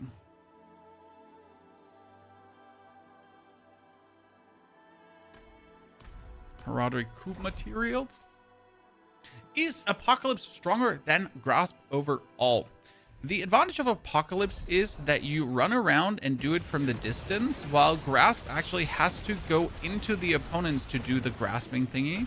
And that is in itself somewhat problematic, because, I mean, like, the decision between can I do this from the distance or do I have to be inside the opponent, right? Even if there's an annoying elite with annoying multipliers, I still have to waltz into that dude to kill him. However, Grasp is extremely tanky, so that makes it quite strong. However, Grasp is also a build where you actually need to play really good, because you can kill yourself with the build if you're not playing it correctly. So Apocalypse is, in the terms of like ease of play, better. However, Grasp in fully tuned is not far behind, and once you get it like stacked and running, it's just demonic what it can actually do.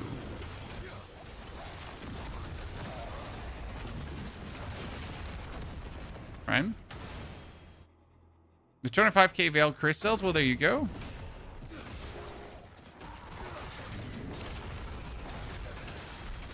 Epoch is squishy. Well, it's not really squishy if you play it the right way.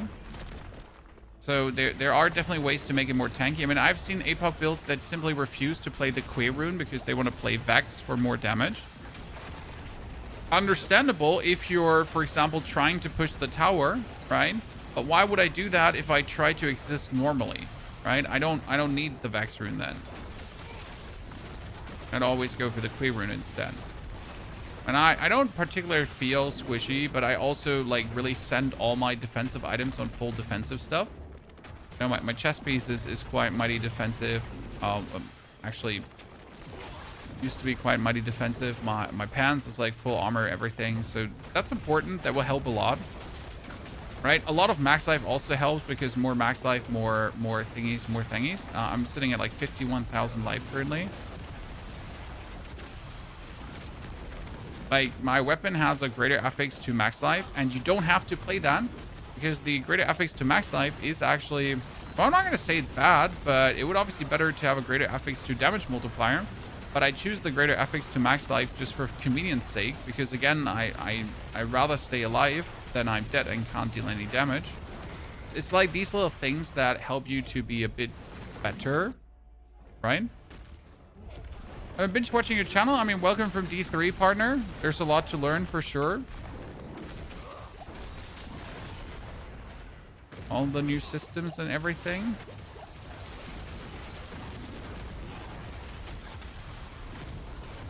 Okay, 1, 2, 3, 4. Look at me, mom. Sweet demon. Woo. Any good way to farm raw primordial dust? Isn't that like the normal common dust? For that, you usually just do your war plans, and then you're good to go. Oh, nice. It was simple. It was simple. Definitely need more crit chance because we just killed that dude, right? But the problem is that we might have killed him.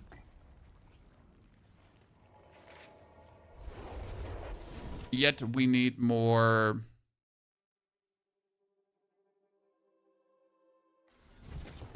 crit chance. So our crit chance is currently at 50%, which is relatively low. It says relatively low, right? What a joke. Okay, ring, max life, physical damage multiplier. Always gotta keep all the rings because they're always chances. Chances, chat. We're at 9 points that I haven't put in because currently we get like more intelligence for more occult skills. But there wasn't like much more intelligence to take here. We had more willpower for intelligence for volatility skills.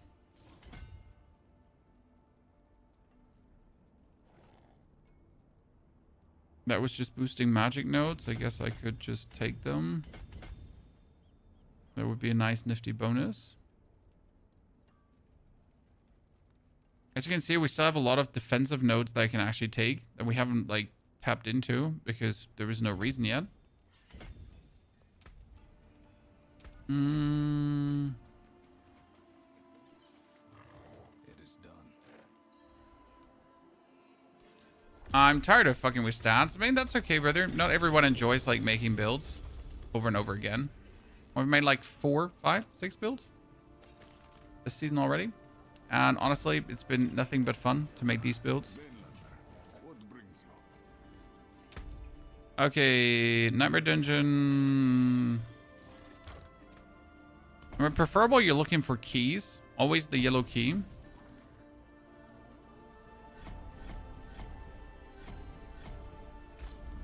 Yes. Do another 115 and see how much faster this is now. Okay. A bit of attack speed on APOC is good for building stacks faster. Not really. I mean, first you want crit, then you want the damage multipliers. I mean, what is a faster APOC use you when the APOC isn't doing the maximum damage? I mean, sure, as a fringe stat, like if you get it, like you're not gonna cry about attack speed, right? Or you're not gonna be actively searching for it.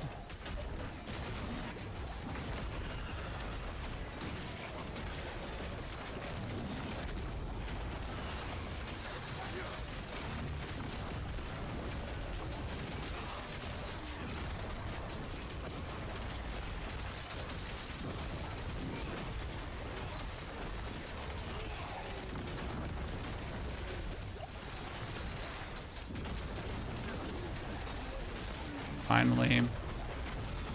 Those two dudes were annoying.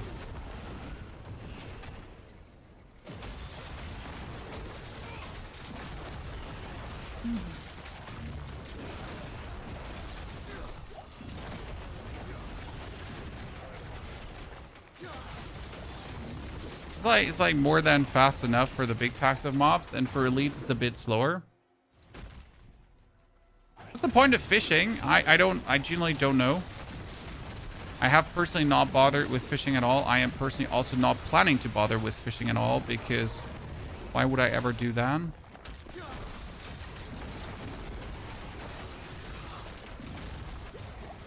But Blizzard seems to think this is like a worthy spending of your time. So listen to Blizzard. They know what they're doing. And for some reason, everyone is also like really happy about fishing.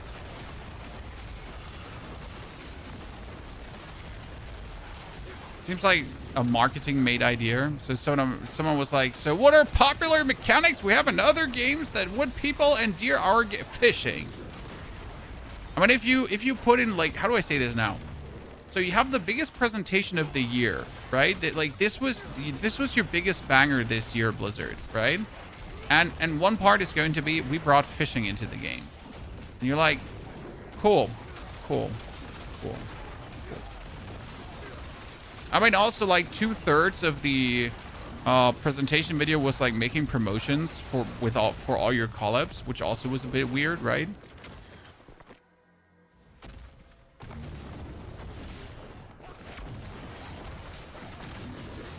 Like, hey, so this is the Diablo expansion, right? Like, again, our biggest product this year. Please buy gummy worms. Yeah. Do it now. Gummy worms. Very important. Very tasty. I mean, announce that on social media, yeah? But not during the presentation of your big banger, like, new update, right? Maybe I'm old school. I mean, sure, poor Blizzard gonna make some money somehow, right? The games seem to be operating at a loss, as it seems. Oh, 16 trillion hit. I mean, he was like, I heard that.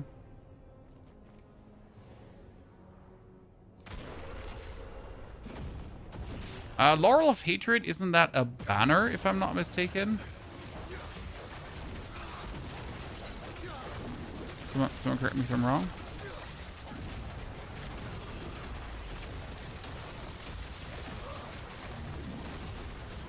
And before you know, ask me, Podium, where do you even activate banners? Dude, I have no clue. I forgot where to activate titles as well, so make it of that what you want.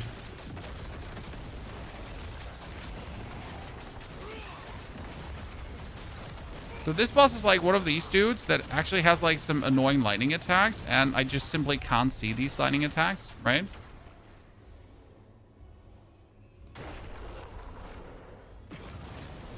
I just can't. So I know he does like, see, I know he does some lightning fields, right? I know I should care or should be careful, but I don't even see shit. Well, there's a nice little hit that cost him like half his existence.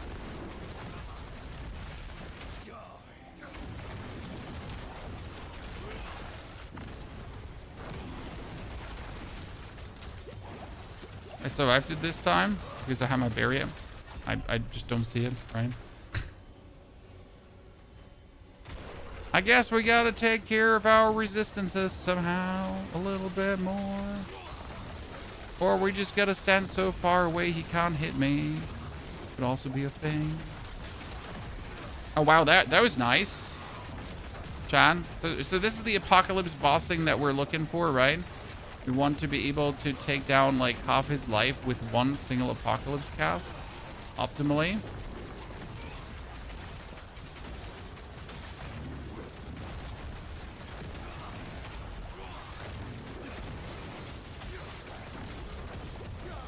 We have the big crits, ladies and gentlemen. The big hits. We just need to look out to not get nuke-a-doodled. I think the worst offender is like currently the sigils you put on the ground and this fire sigil around you.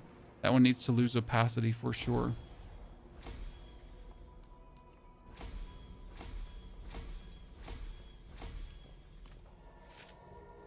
This is the reason I swatched the other apocalypse is trying to do Lilith with my... Oh, you don't do this for Lilith, Lolly. I mean, we killed Lilith yesterday with a Sentinel build, and you know, it was so simple.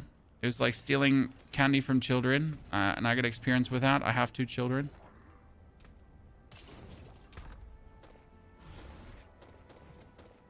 Sometimes you get to gather experience in the darker arts.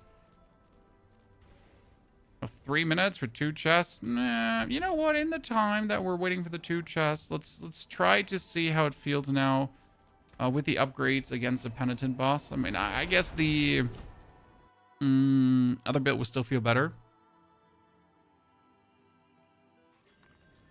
Ball of Lightning Sword is broken. Yes, it is.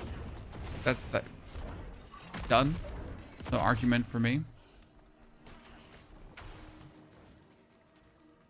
Was I hit 8 trillion? We've done up to 50 trillion so far. And that's with like a world breaker that has 352 out of 400%.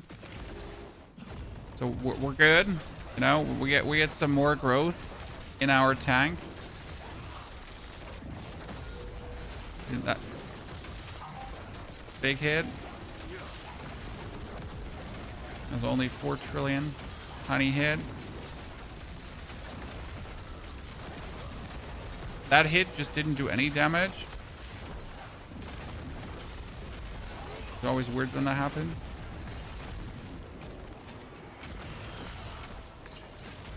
Green charms. Green charms are being put into the grinder so that you can get yourself so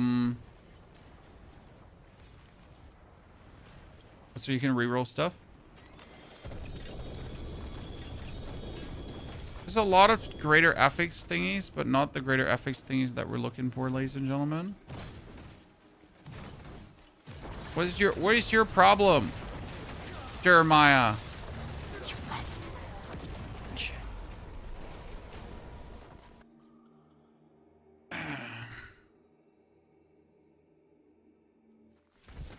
So, oh, we get a wow. That's vulnerable and physical damage multiplier. Oh, I mean, that's not a bad one. Seed of Horizon, actually. Jeez Christ. Gotta sell that to someone who wants it, because I don't need it. Okay, here, Hands of the World Breaker. But it needs to be greater affix, right? Unless this is greater affix, we don't want it. Back to it then. Is the switch to D4 worth it? Absolutely not, sir. You should play both. Like, I don't know how to stretch this anymore, but playing one ARPG is not healthy.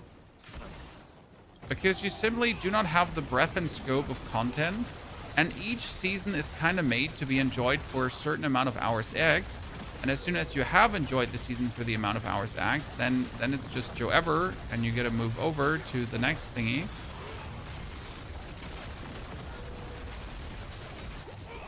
Just the reality of no matter how good ARPG is, at some point you just get things done. Truman, the Seed of Horizon is mine. I'm not selling. It's mine, my precious. Do not touch. Mine.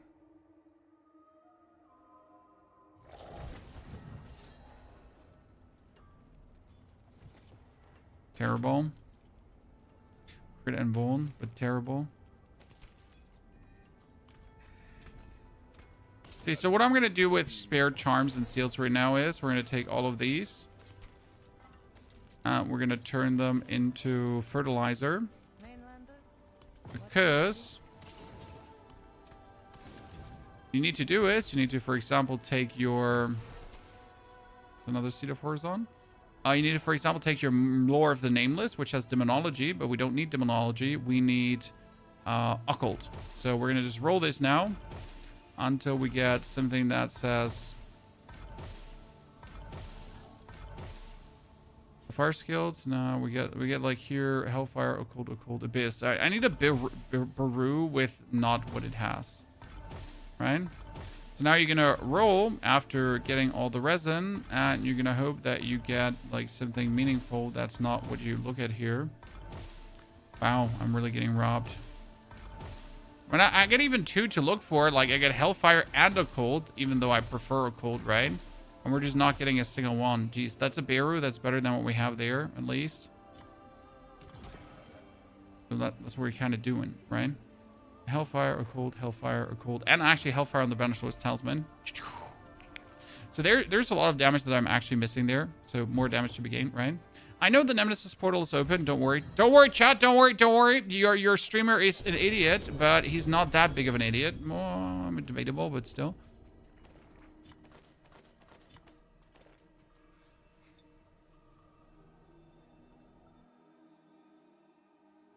Debatable.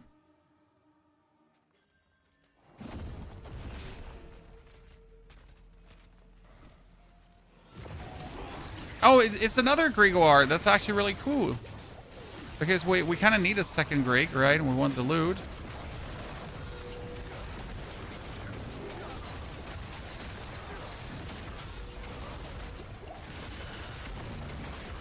Good.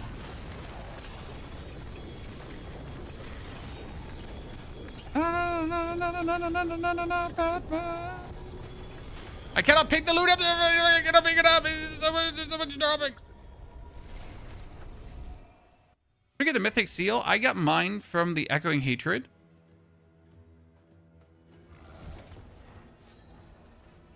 Oh, Eldarin. Sup, dude. That's another chart, ladies and gentlemen.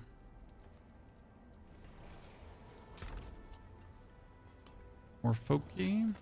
Fokai.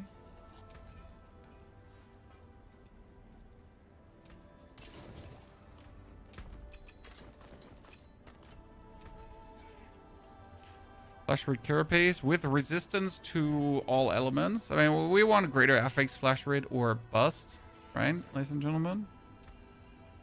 Actually, that is a... No, that's a normal FX Flash Rid.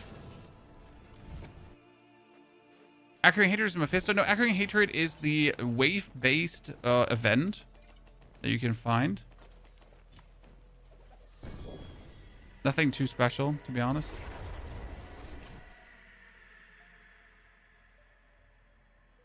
Do the human tempers for damage not work? I haven't tested. That's the answer.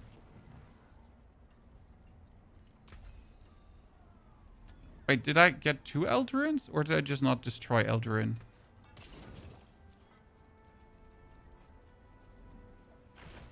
I don't know. I don't know.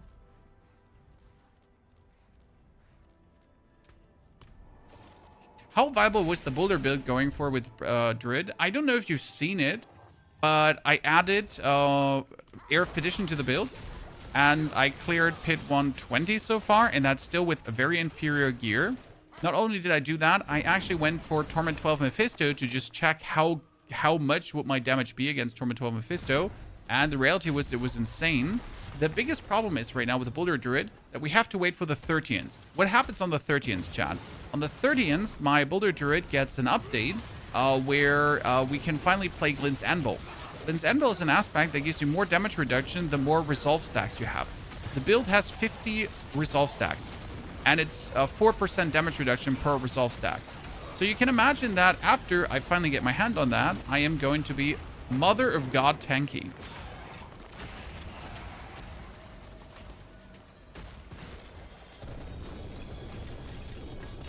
So that's what we're currently waiting for. Dude, that's a 3 greater affix boot. It's going to be good. Well, I'm just looking for gloves, which is like the biggest downside here. So Cage of Madness, maximum life. Nah, not good. Random pants with willpower. We get another one here that has nothing. That one has fire damage multiplier and blazing scream. I mean, it at least has like the 400%, but that's not really important. This is willpower, cold resistance, and attack cooldown reduction. I wish I could say this is like good, but I really just don't need it. That's the problem. Yep, that's it.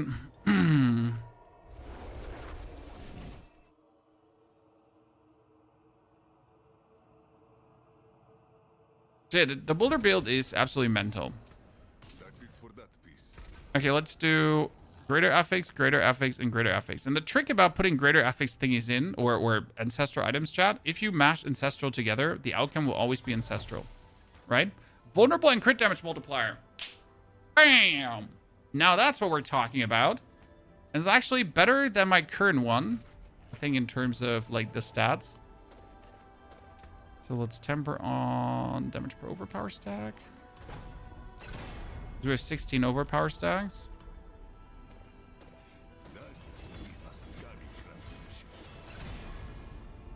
For damage multiplier is actually slightly lower, 3 points. But due to the vulnerable multiplier being so high, that works, right? And it's 370%. Not only 370%, I can now go for unique power reroll, right? And we can reroll until we hit 400. And I'll probably never hit 400, right? So they're gonna be secure. A 394. Yeah, I told you I'm never gonna hit 400. Now we're gonna break this one, but we're gonna keep the other 3 here because, as always, let's see. The outcome is probably gonna be disappointing. Okay, now we're gonna go for Helltide again. Taken apart. Then down. I've seen Aradin's build out there. It works, but it's just not that reliable and good anymore. So yes, but no.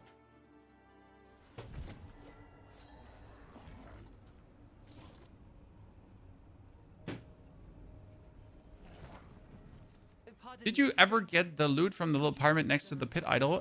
Do you mean the loot from doing the tower? I never claimed it. Because I know that the tower did actually provide loot, but I never knew where it did provide loot. So call me ignorant, because I am ignorant.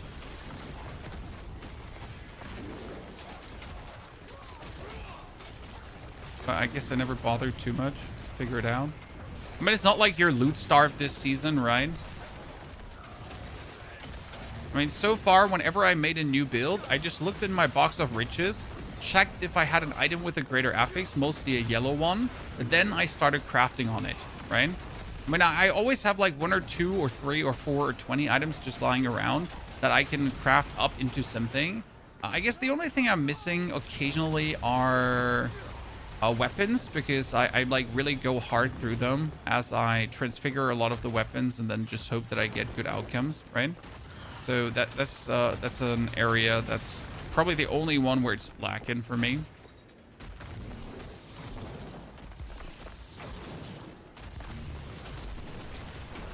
Okay, it's a barb. I don't have to do anything anymore. He'll just clear the world for me.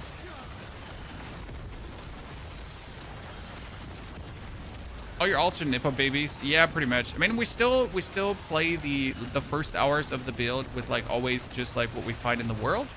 And then after playing for a while, we obviously start fueling our ambitions a bit more.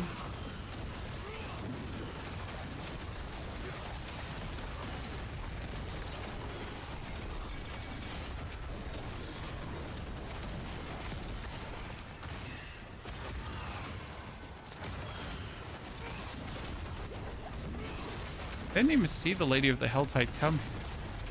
She just vanished so quick, Chan. How much does Warlock need for the crit chance? I mean, the more, the merrier. I'm currently sitting at 50% crit chance. But obviously, the more crit chance you have, the better it is. Because, like, the more crit chance you have, the more boom you're gonna boom. I don't think there's a too much in that regard, because more is just more. Oh, Tomb Lord. Random Tomb Lord? But why? Okay, no questions asked. Just give me the loot.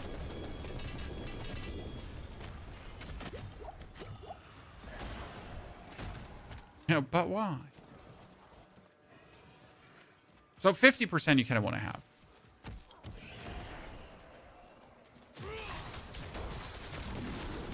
Are you getting it that the tails are not flying off screen? You mean the chains? I put my mouse where I want them and the chains are being put there?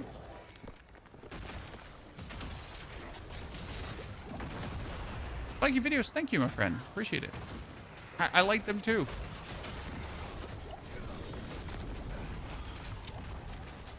It's been real fun to make videos this season because everyone is so positive. You know, recent Diablo seasons have always been like a bit like, I either like it or you hate it. But currently everyone is like, you know, they're just enjoying the game for the time being. And they're just having a good time. It's like, it's really fun to hang out with the community in that regard. Right? It's always more fun when there's an overall positive tone instead of like, there's so many problems. I hate it so much. I'm so angry. Do you have any mythics yet? How many? Eternal. I have 9 resplendent sparks just lying around. And we got in my box of riches like another 5, 7, 9 mythics just, you know, just lying around as well. But we also playing enough for that. I mean, this is obviously rookie numbers compared to our fellow creators who are playing 12 hours per day minimum. You know, I'm sorry, chat. I'm like actually a baby creator that did not take the release of this game serious so far. I've been slacking on my duties. I mean, look at me. Like, I don't laugh, okay, chat. This is no laughing matter. But if we're just checking out my live streams quickly, so what do my live streams say? We get like what? We get 4 hours long, 5 hours, 5 hours, 6, 4, 6, 6.5, 4.5, 6.5, 6. It's like baby numbers, literal baby numbers. And then we have our fellow creators, like Mr. Rob, for example, who obviously also has like I think his partner streaming with him partially. So that's anyways cheating, but that's that. So we're like 12 hours, 12, 12, 12, 12, 12, 12, 12, 12, 12, 12, 12, 12, 12, 12. Okay, good. You know, I'm not even taking this serious anymore. With children, I also don't want to stream for 12 hours a day. You know, don't get me wrong. I'm already like how many years in this? Oh yeah, 13 years of full-time streaming. I did do my time where it was 10 hours every single day without a break, like thousands of hours per year streaming. But you know, I'm fine. I'm fine with like 6-hour streams. I'm an old man, you know.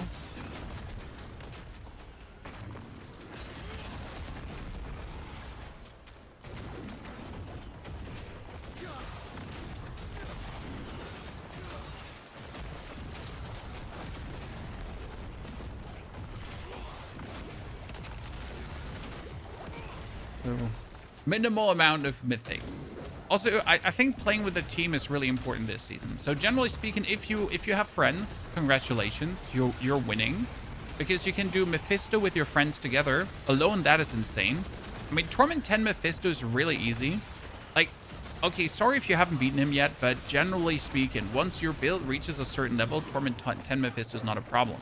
And considering that you can share the loot with them, right? You can share the loot with your friends on Mephisto. Yeah.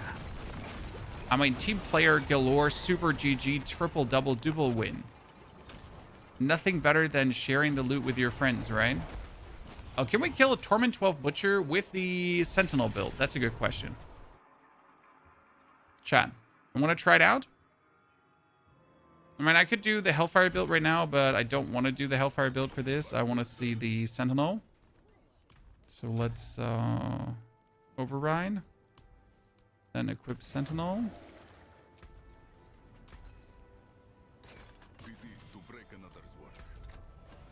Go to the broiler.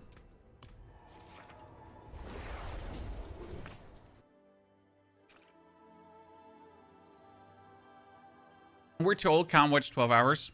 Who?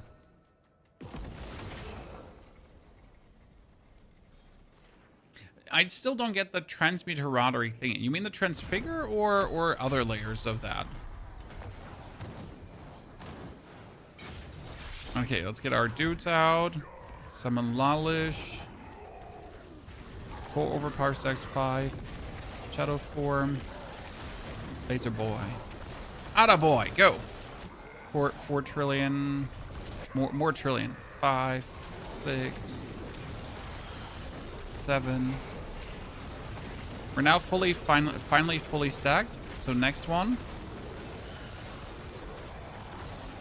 Could do even more.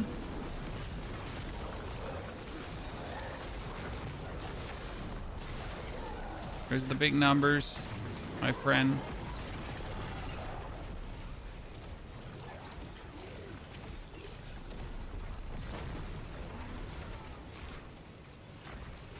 Chat, did you know you can walk through these beams? Yeah, I didn't. Wait for 8 stacks and my beamy friend.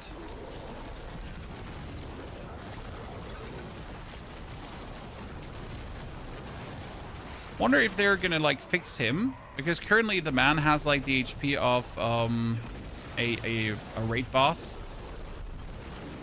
Okay. He just gets, I think, the 4-player HP, was it? Obviously makes him kind of awkward.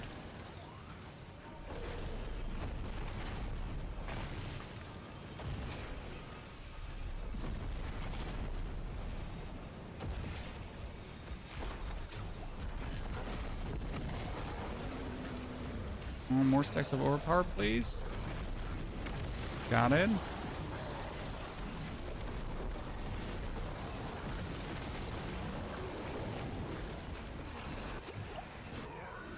I win 10 trillion. Woo!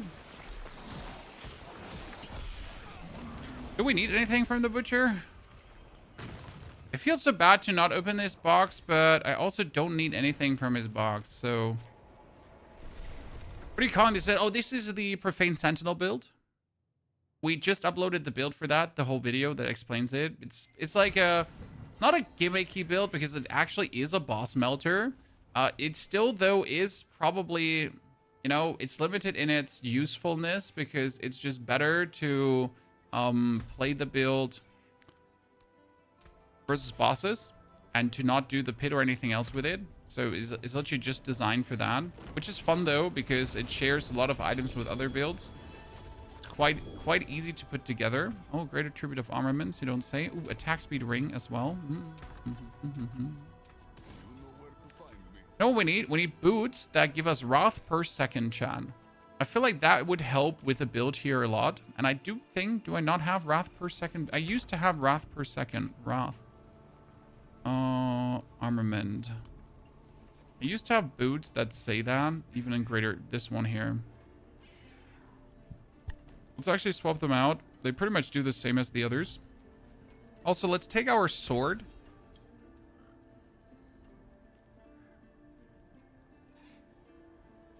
Now we're going to transfigure it, Chan. But before I transfigure it, I need to move the masterwork over to the grid. Thank you. Because that makes it higher. And now we're going to transfigure it. Yeah. Now, actually, do I have a cremator in higher? Still not. Did I count it out right? I honestly haven't been looking into these like too much. Boss summoning cache. Yep.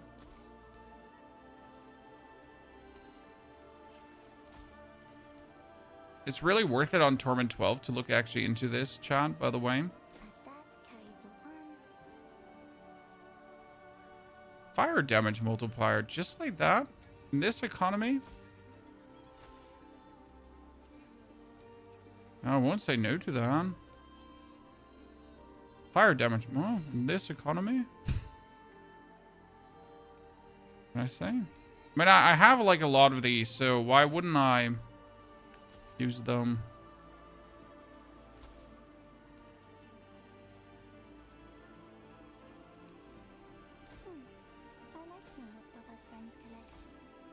The crazy part is here, ladies and gentlemen. So that's another 1,000 and another 600.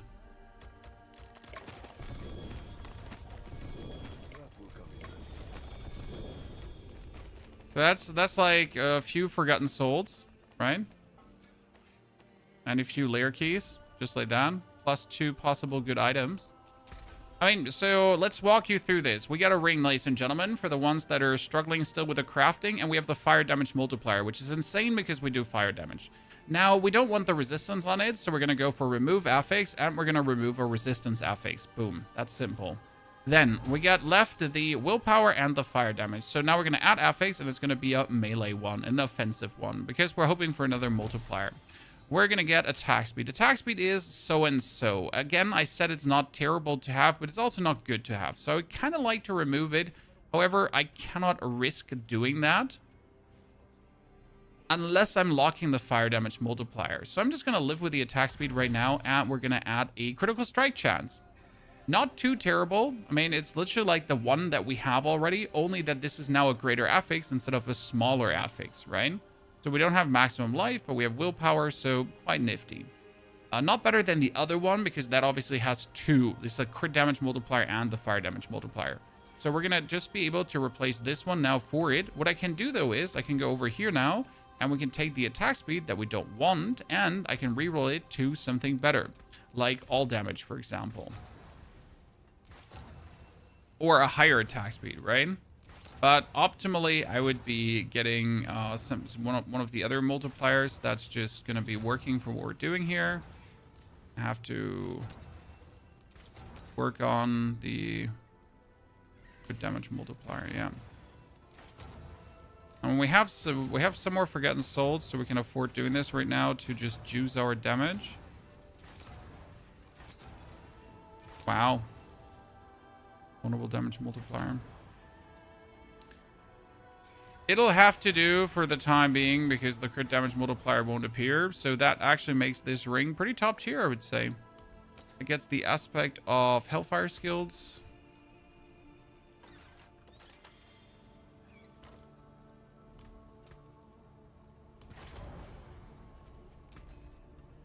$473 trillion. That's nifty, my friend.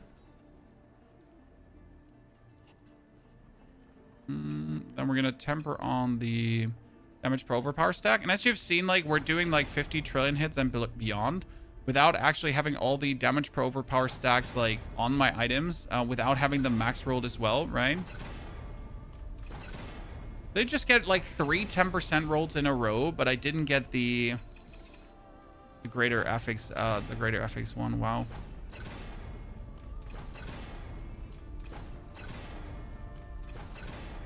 Does anyone feel like we should get rid of the animation so I don't have to skip every single time? I mean, don't get me wrong. The very first time this happened, I was cool with it. But could we maybe just get rid of the animation? You know? I don't want to be that guy. Come on, give me the greater affix now. I don't have the scrolls to do this, my friend. I'm being scammed. Chat, it's a scam. Rip all my Forgotten Souls. I'm just going to be happy with this now.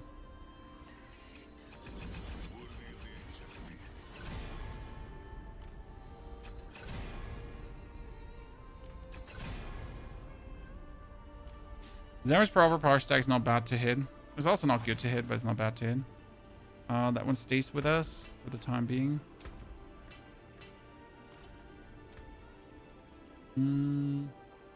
This is not a bad ring.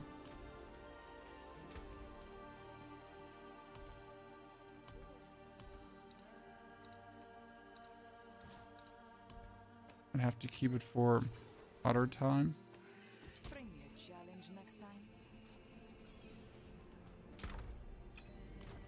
Versus cave, if you don't want to hover over a crit, that wouldn't fix the problem. It would just alleviate it somewhat.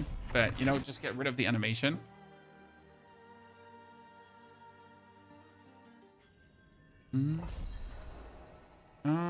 Activate that. Get my Veloch out.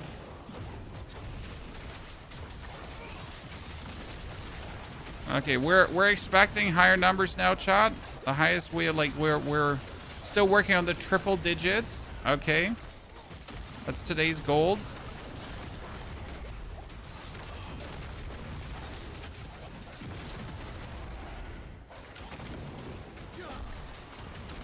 Oh, I lost a lot of movement speed with the swap of my boots. Chat.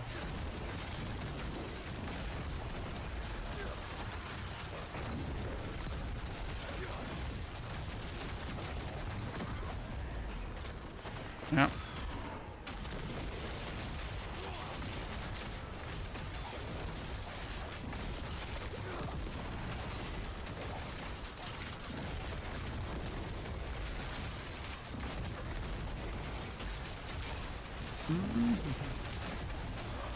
I mean, the build definitely goes smoother with more damage because you're just tanking with damage, right? I mean, that's essentially what we're doing here. Curse this place. Just tank with damage.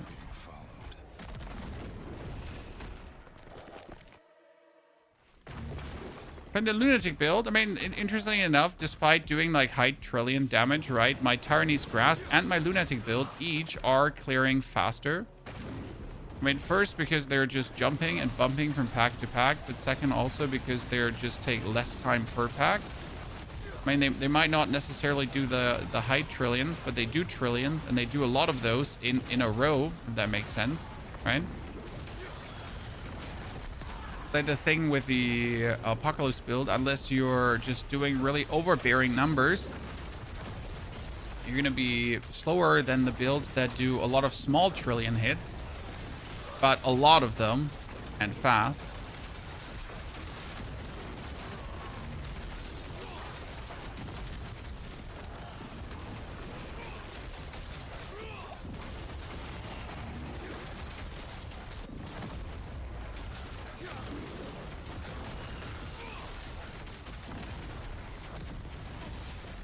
There's a lot of poison in that corner. I don't like it.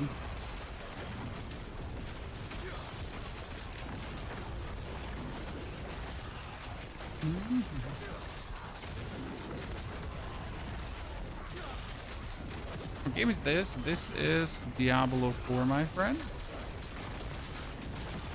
Can't wait for the PoE 2 update. That sentiment's dense. Like, everyone seems to be very excited.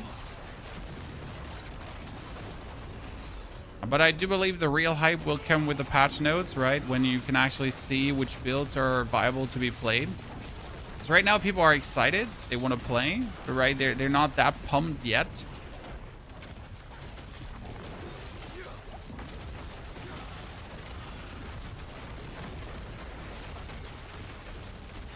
Oh wow, you just hit me with the whatever.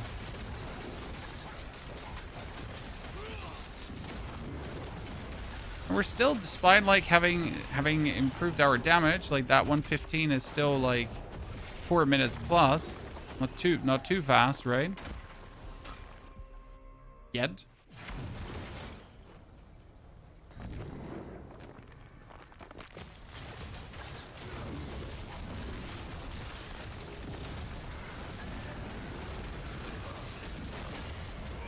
$28 trillion.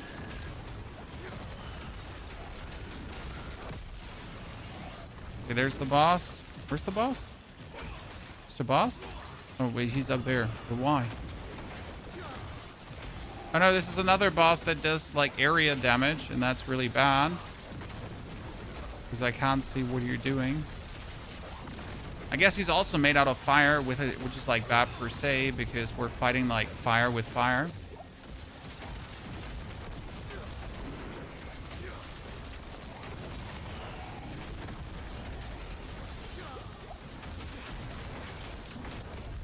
Okay.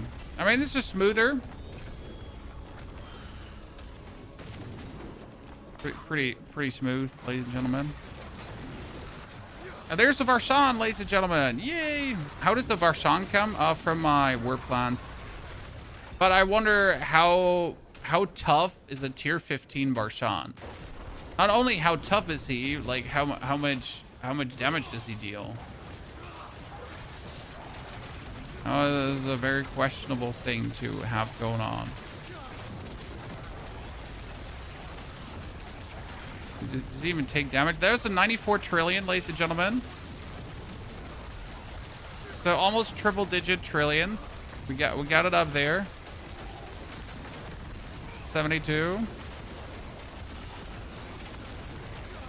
62. Didn't expect like to get this high today.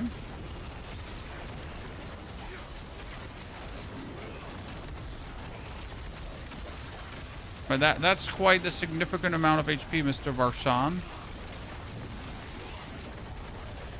64.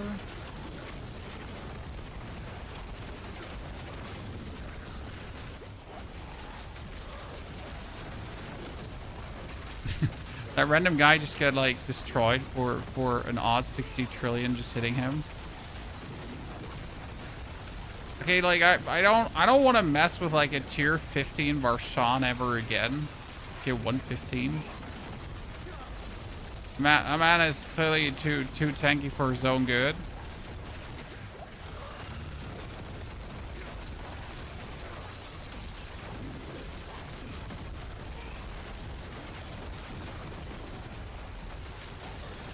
Let's go. Final nuke.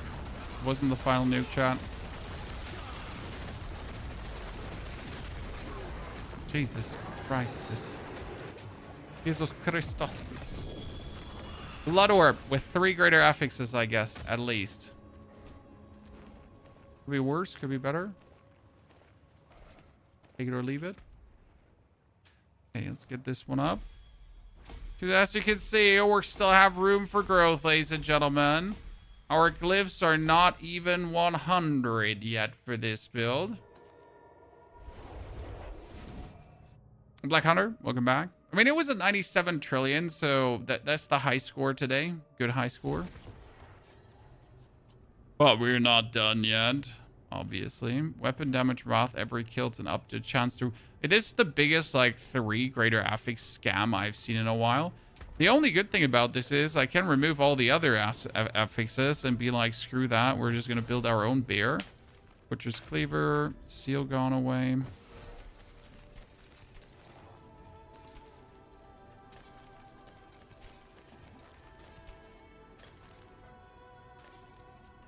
I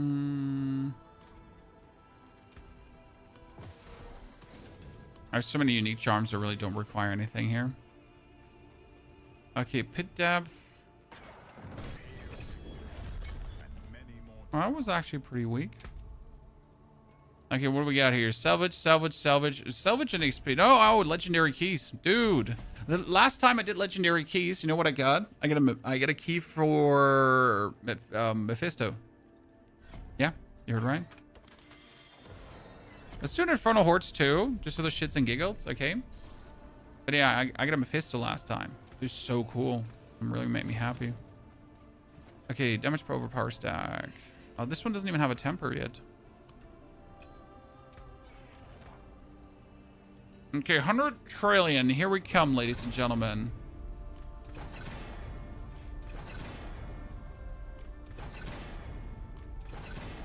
Could I please get the max roll on this one at least? I mean, we're trying, Chad, for quite a while now, right? To get the greater affix roll, but Jesus Christ. Thank you.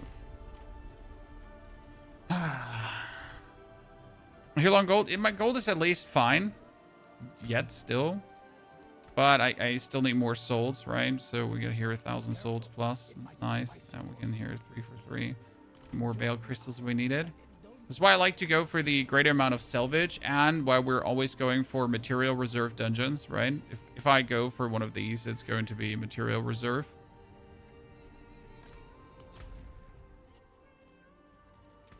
It's king. Is 3 Ball of Lightning or X23 crit better? I think 3 Ball of Lightning in that case. Sean, yes, the Druid can kill Mephisto, but you have to wait for the 30th, because on the 30th, the build is going to get a huge defensive upgrade, because one aspect is going to work again, and then, like, killing Mephisto will be child's play, because you're just giga tanky. So that does make a big difference, and it's going to, like, really, you know, make the difference between having, like, a super easy time and just having an easy time.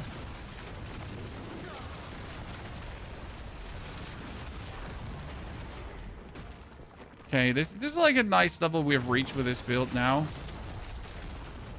I'm quite content with what we see here. I mean, obviously there's always more, but I'm happy with how little effort we get how much damage.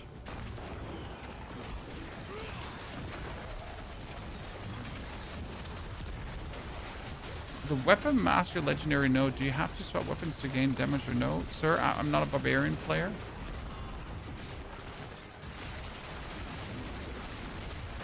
I couldn't tell you off the top of my head.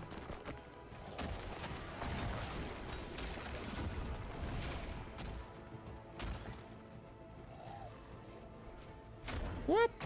Whoop.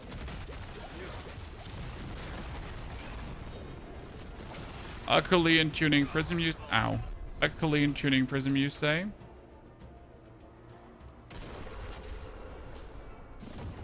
I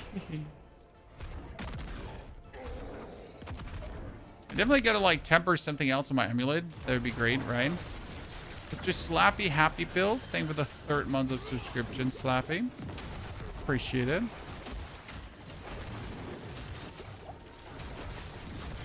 So generally speaking, Druid is very good. If you haven't considered playing Druid yet, I highly recommend you to do so.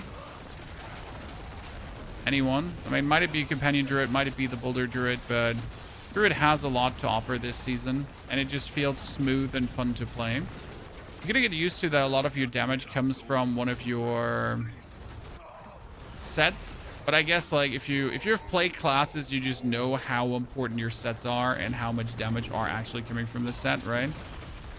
It feels like almost without sets, your character is just useless, right? You especially notice this when you make a new character, start climbing the torment tiers, then get a respective set, and suddenly your damage just like triples, quadruples, quintuples. 21 Forgotten Souls, no worries. 21 Forgotten Souls is not even one single reroll of a temper. Just saying, Chan. Not judging, just saying.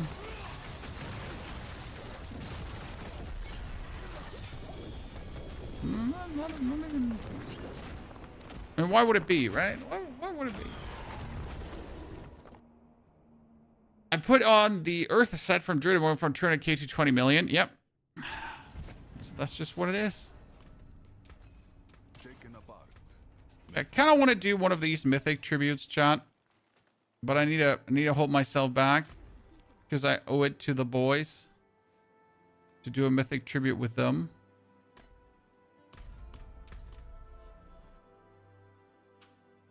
I'm Sat Necro's ass this season. Shadow Necro. Ah, sorry. I was about like to start fuming out of my mouth because you said Necro's ass, but Shadow Necro's ass. I agree.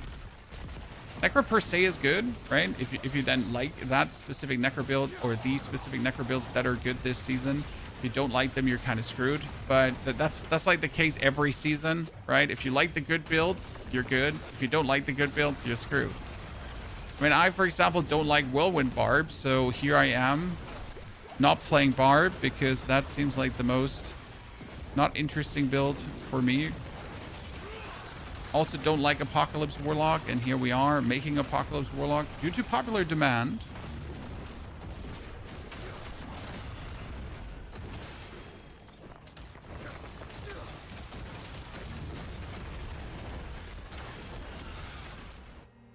What Hellfire build is this? A brutal? This Apocalypse.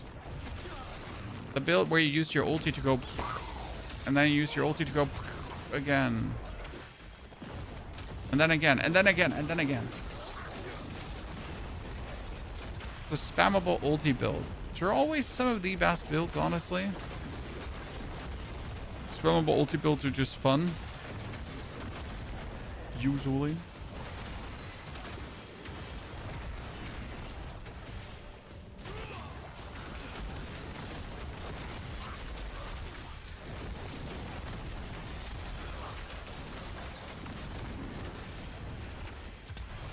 That little gobby just got delivered.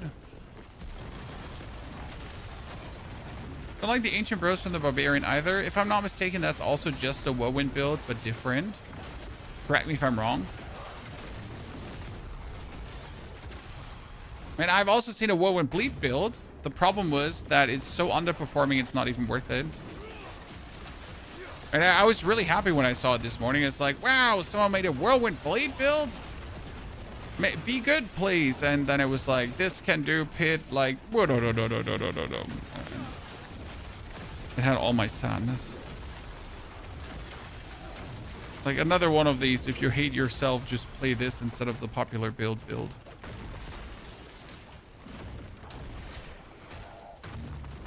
Apocalypse Warlock is what I wish Meteor would be. Yeah, I'm with you. That would be cool.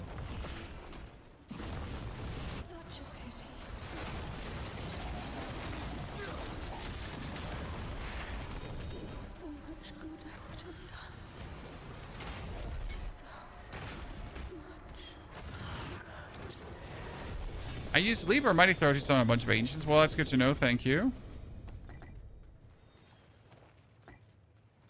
I wasn't sure if that barbarian build was bound to whirlwind or not. I don't have attributive growth.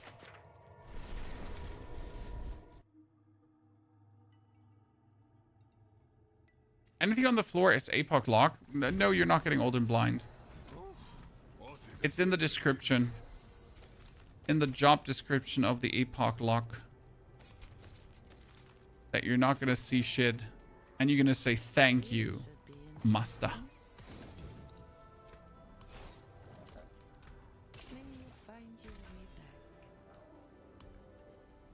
Okay, let's re-roll some of these here.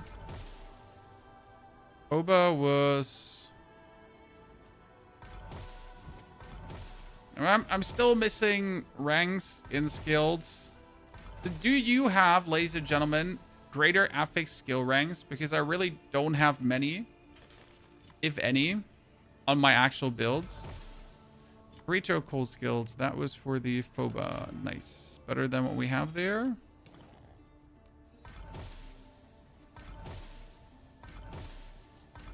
It's only one skill rank, but when we're working on those 100 trillions, right, we got to get there. Like every little skill rank counts. For 3 to a cold. I mean, I could get a better... This is 3. I could get a better Linta, I guess. Mm-hmm. Oh, another Undercity. Back-to-back Undercities, chat. Sadness. So we're gonna get, who knows, Goldhawk. Goldhawk, very good to see you there. Oh, that reminds me, we haven't transmuted our weapon yet, right? But I really want to get that Cremators aspect and maxed out. Feels bad to not have it, chat. What can I say?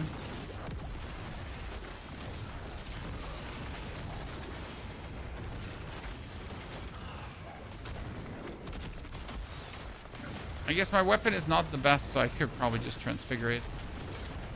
Are you using the runes that give +3 to all skill levels? Yes, always, sir. I mean, the +2 skill levels is single-handedly the biggest scalar in damage next to the runes themselves. Or did you mean the rune in my equipment for +2 skill levels? Urger, you mean the Vex rune. You don't mean the talisman items, right? I see, I see. I made a mistake.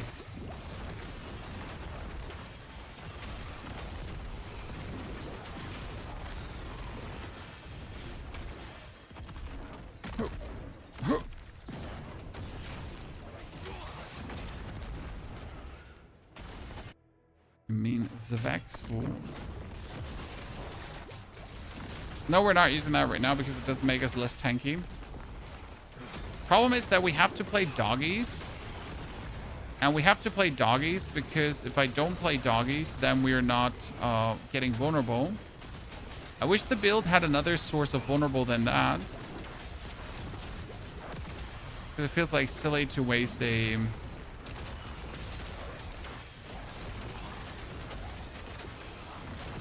rune on doggies. I mean, it's not silly to waste a rune on vulnerable, but on doggies.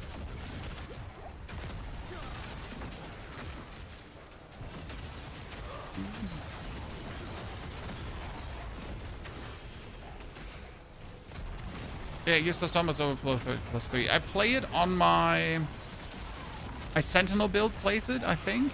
No, my Sentinel build tried to play it, but I wasn't defensive enough. My Tyranny's Grasp build, I think, actually plays it.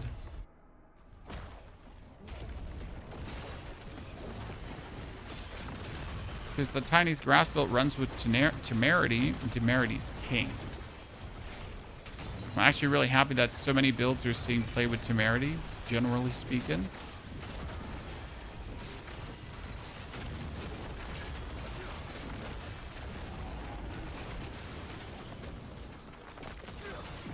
Almost enough.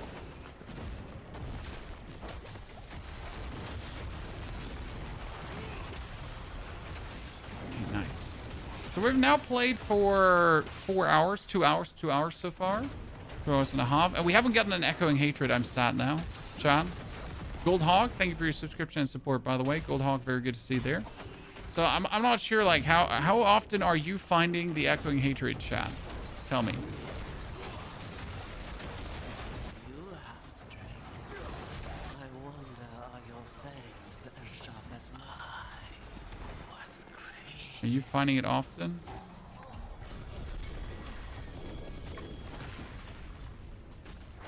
Key, charms. More rooms. So many rooms. Don't even need them anymore. What are your objectives for today? We wanted to make the Hellfire Warlock. The Apocalypse Warlock, because I haven't made one before. So in case you missed it, I have so far refused to play this one. We're also looking for the Mythic Seal. So because I goddamn need the Mythic Seal. I wonder, do the tributes here, the Mythic Tribute of Armaments, do they drop seals as well? Or did they forget to include that there? I wouldn't be surprised if Blizzard literally forgot to include it. Like, oops. What a shame. We kind of forgot. You're just like, what did you say, you little shit? Ja? Es besteht die Möglichkeit. Ja, das kann ich ja nicht wissen, dass das die letzte Gurke war.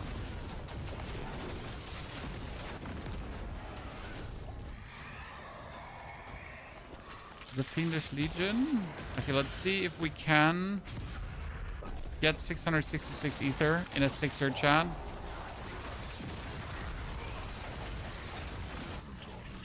When I assume Apocalypse should be pretty hot for this.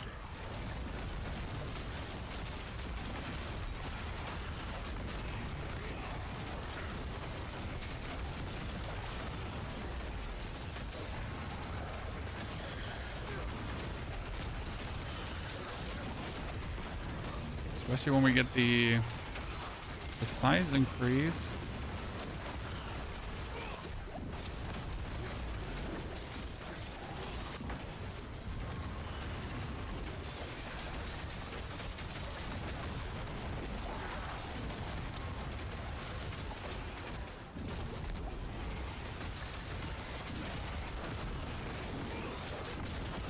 And when you're not dying to anything unforeseen.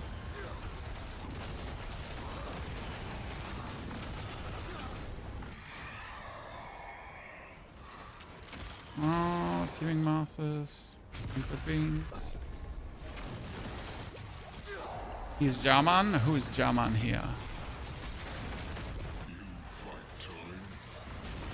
Der Germans anwesend?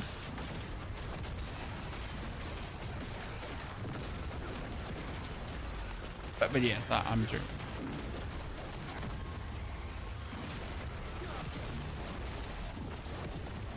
The wife asked where the cucumbers are because it seems like I gave the last cucumber to our bunnies. And now I am in big trouble, my friend. Because we're expecting guests and the cucumber was needed.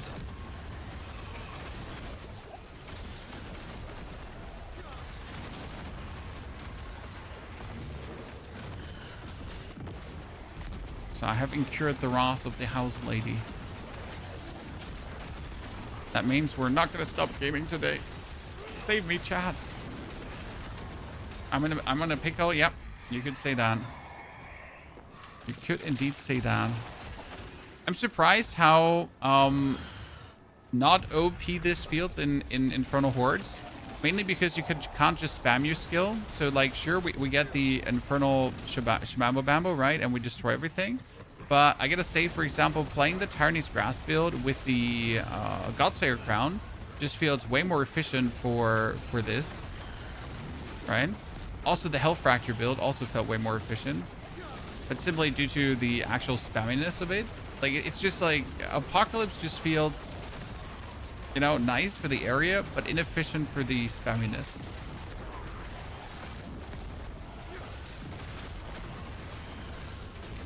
Joke's on you. We don't have a dog's house.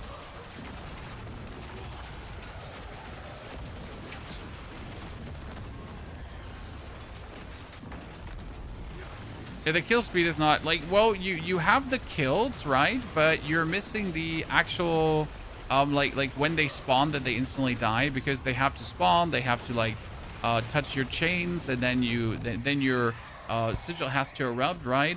Whereas the other builds, they're just going for and pull everything together, just go crazy.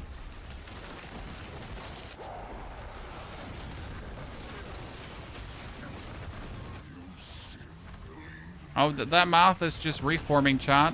Just reformed like how many times? Didn't want to stop reforming, huh? Another reform. Let's go. If they now would only get like a lot of ether per. The next project, I'm not entirely sure. So I want to do another, like, I want to experiment with Companion Druid as well. But I'm kind of waiting for Glenn's Anvil currently. Like, I literally don't want to play a Druid until Glenn's Anvil is out, because it just determines so much the survivability of the Druid.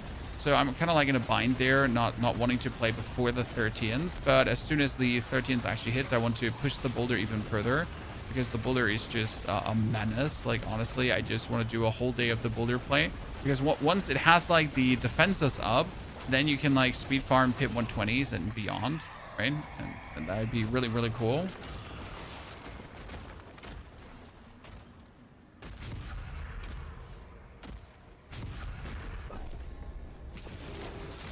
Hotsuki Rogue is big fun. Yeah, for some reason, nothing excites me about Rogue this season.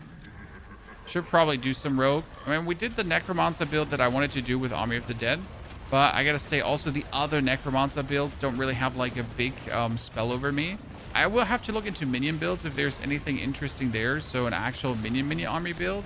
But I felt like they were a bit cookie cutter, because it was like go for the shadow damage and, you know. I mean, right now I'm actually just happy to be playing the game, because whenever we do a build, we don't really get to play the game much, because we're then going to be busy to make the build, right? So today we can actually play the game once in a while, because we made that Apocalypse build like before the stream, and then we could instantly just pop off. Right, and we just had to find some like meaningful upgrades during the stream, so we could go for the hundreds of trillions of damage.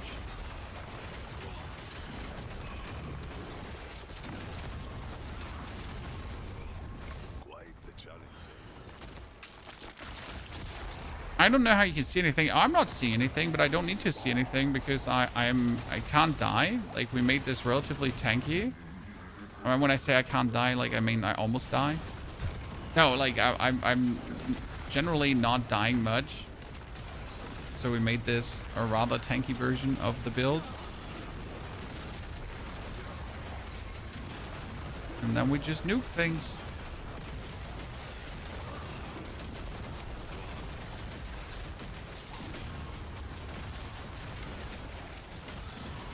Still waiting for Sork? Yeah, but Sork is...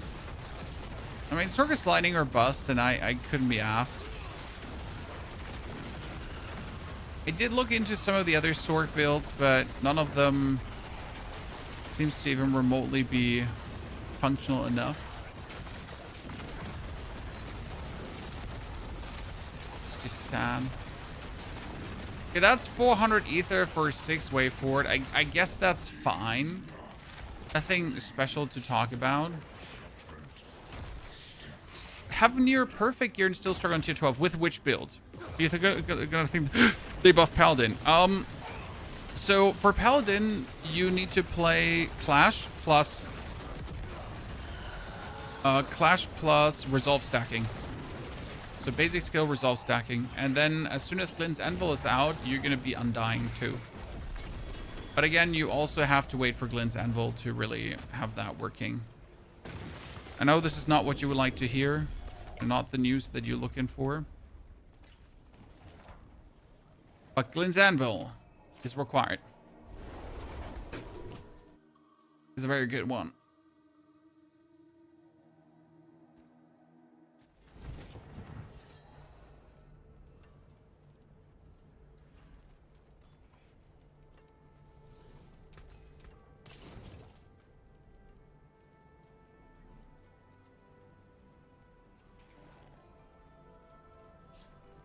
Okay, the pits. So we did a 115 chat. Should we like try to do a 120 now to just feel a bit juicier, I guess?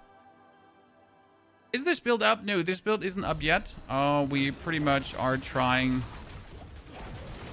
our own spin on it. I still have to find like a few more items to work on the tankiness and the damage to really feel like at home right now.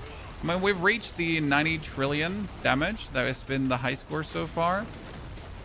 But I need to find some like an actual solution for what I want to do with dominance, because like I don't feel like we can use Veloc skill enough to keep our resource production and everything up the way I wanted to. It hurts that it costs 20 and we don't really have like a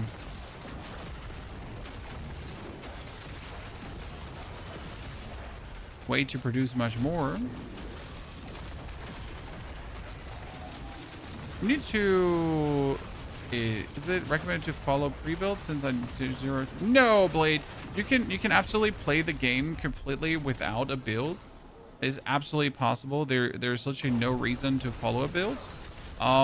What you could do, and what I recommend doing, is to have a build on the side as reference, right?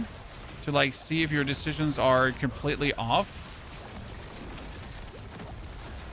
Like for example, you don't play Warlock, then like you find a certain skill in Warlock interesting, then find yourself a Warlock build that uses that skill. But literally try to, you know, play yourself, do the build, make the decisions, and then figure out if the decisions you were making are completely awful or if they're actually fitting.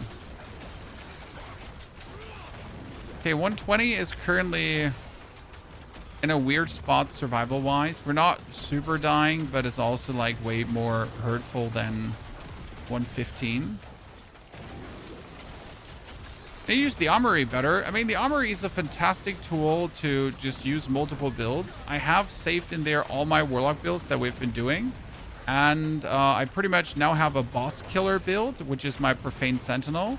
And whenever I want to farm bosses, I whip that out. Plus then here, if I want to now clear screens, like for example, if I need to go for Helltide, I play this. I mean, technically, I would also just need to get my Tyranny's Grasp in there as well and fully upgraded to just be able to have a...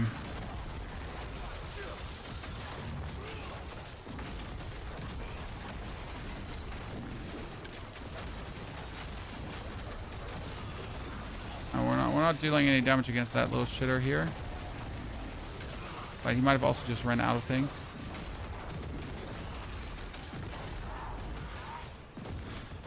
Different builds for different purposes, essentially. Aha! Easy jump. Everyone here playing Hammerdin. I've seen a Hammerdin in PID, what was it, 95? I guess it works, but it doesn't work as good anymore. Maybe it was also just a weak version.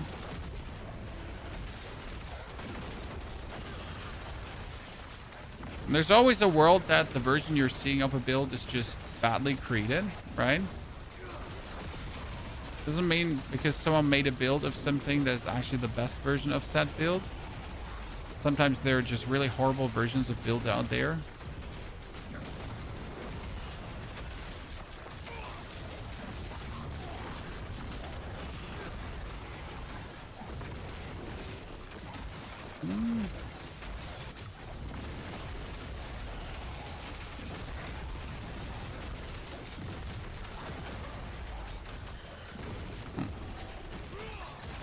Yeah, that's 4 minutes. That's not really much longer than currently 115.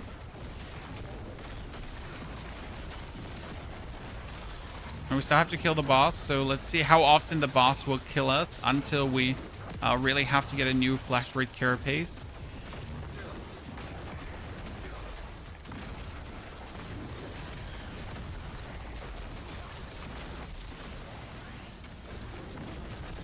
This is an annoying stack of elites that I really don't wish to have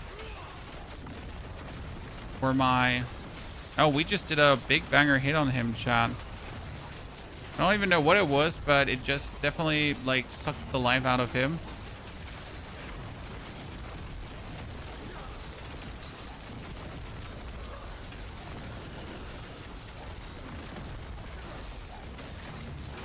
Like, I don't have to stand this close to him, but I at the same time really want to see my damage. So I kind of have to stand this close to him. You can see how high our trillions are. Trillioning.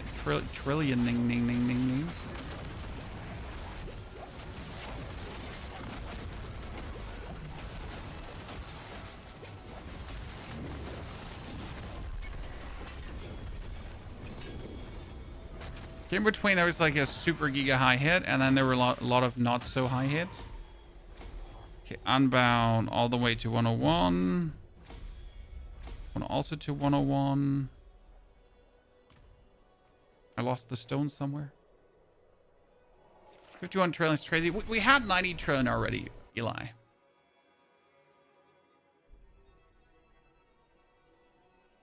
I'm not sure if we can like check here on the boss easier, on the box easier. Oh, keys. The greater collection of keys, by the way, got me a Mephisto key as well, chat. And mythic tributes too. So high recommendation to actually look into that. Okay, we're sitting at all damage, crit damage, chance. We definitely have to get a better Hemat Stone. Where was the Hemat Stone from? Hemat Stone was from Bartok. So let's see. Let's do bosses. Multiple bosses.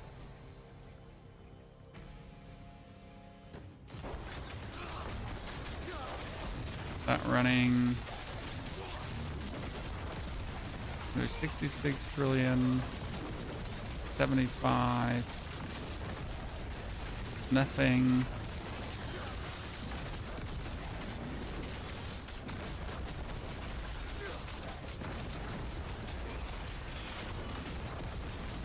There's like multiple above 50 trillion hits, so it's possible, right? But we're not at the 100 trillion, so I need to get there, or I'm not going to be happy. But it's good to see. Like, I mean, like, you could also consider that your actual chains are also hitting for the 100 billions per hit, right? That's also good.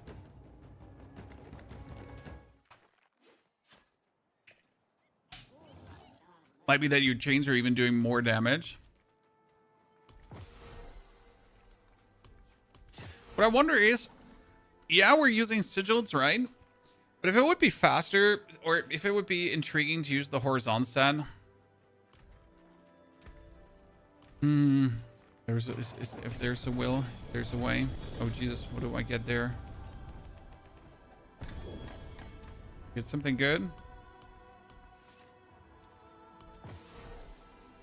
Nothing really. Ooh, resistance to elements and wrath generation on a boot. Not bad. And we don't have the crematory spec, chat, so we're missing like some damage here. But let's transfigure the bad boy, okay? I just want to transfigure it. I'm thirsty. Let's see, what are we getting? We're getting another greater affix on what? Where did that greater affix land on? On the maximum. No, we had the maximum life.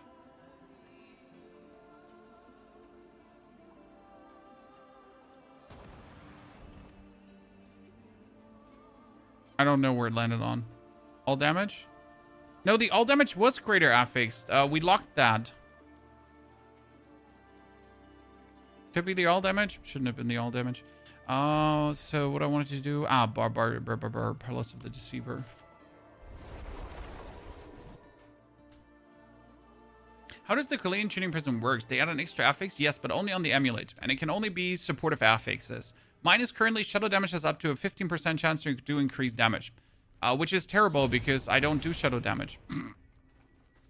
So I need to get rid of that one. Preferable, I would have to have Undying on that so I can do something else with my boots.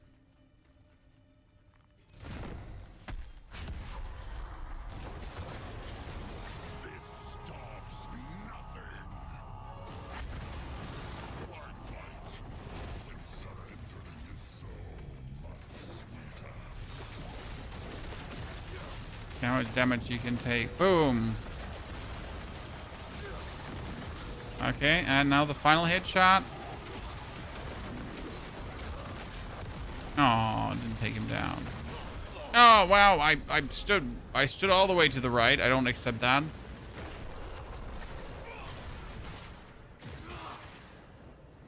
I stood all the way to the right.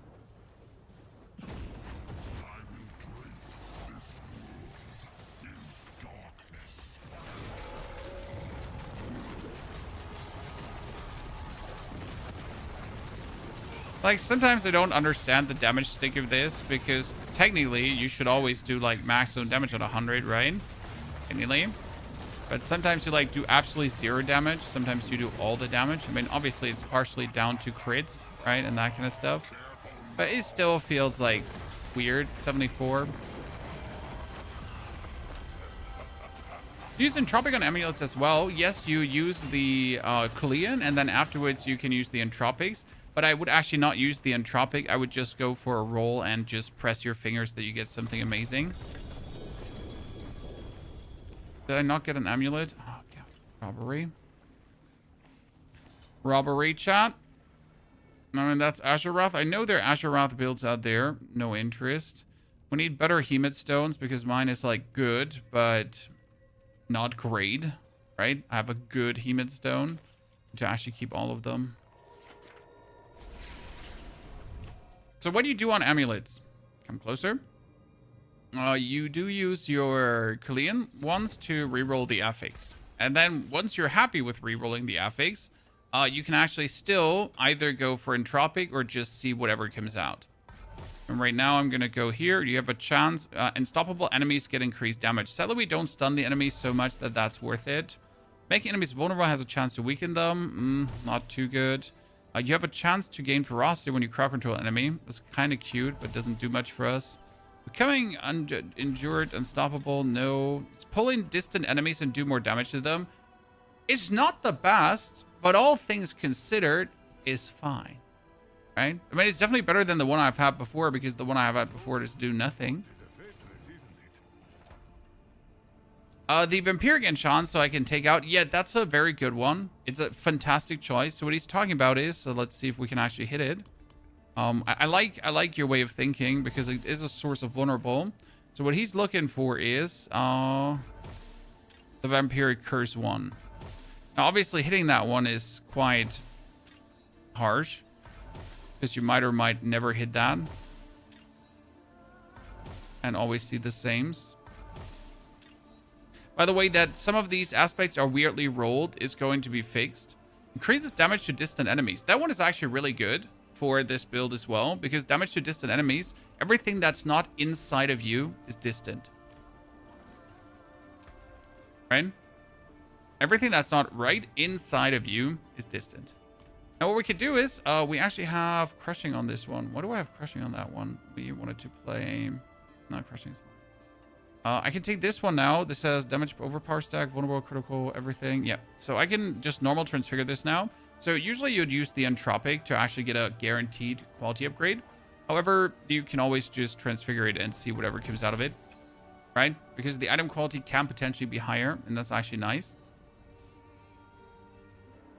I don't want it to be the crit chance.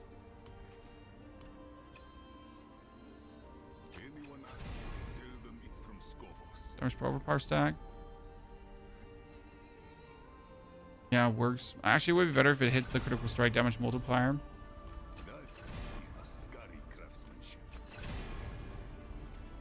No.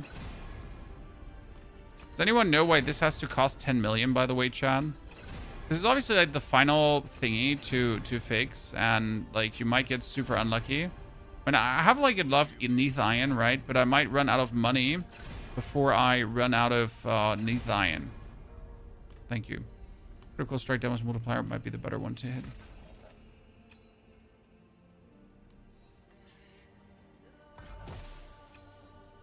A 4 to sigil skills. And chat, listen, it didn't get transfigured. Chat, look, so this item here, right, is still modifiable. Yeah, you guessed right. I can modify it again. Oh, really? You don't let me do this? Because usually that is what you can do. Did you break it? Because on weapons, like, obviously you can do that, right? You can transfigure it and then you can transfigure it again. But he doesn't let me do it right now. You put it out and back where sometimes bugs. Okay, thank you, Mark. So I was confused why it didn't let me. Okay, and that is... Oh, the greater affix on the critical strike damage multiplier. Holy Christ, that ring. Damn. Damn, chat. Damn. The critical strike damage multiplier, greater affix, and the 4 to sigil skills. 4 to sigil skills obviously means that my apocalypse get another 4 ranks right now. Ooh. That is not bad. Not bad.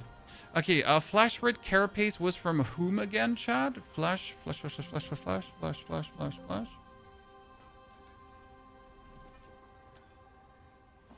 Was from Lord Zur. Let's go to Lord Zur and try to get a better one. That's worth it to actually muck around with. Any reason you're not using the Scepter of 3 for this build?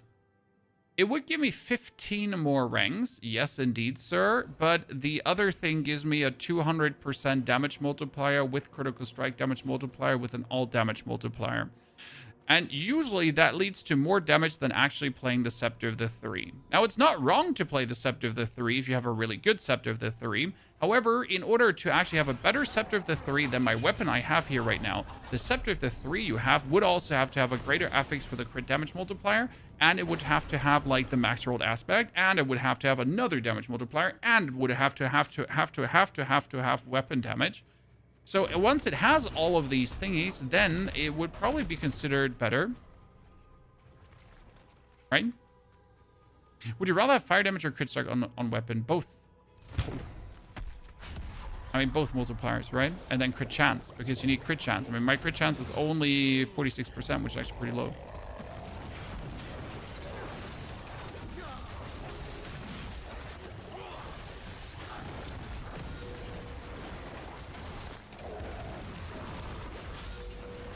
I like how we just killed his cronies. You know, usually the cronies of Lord Zur are not dying.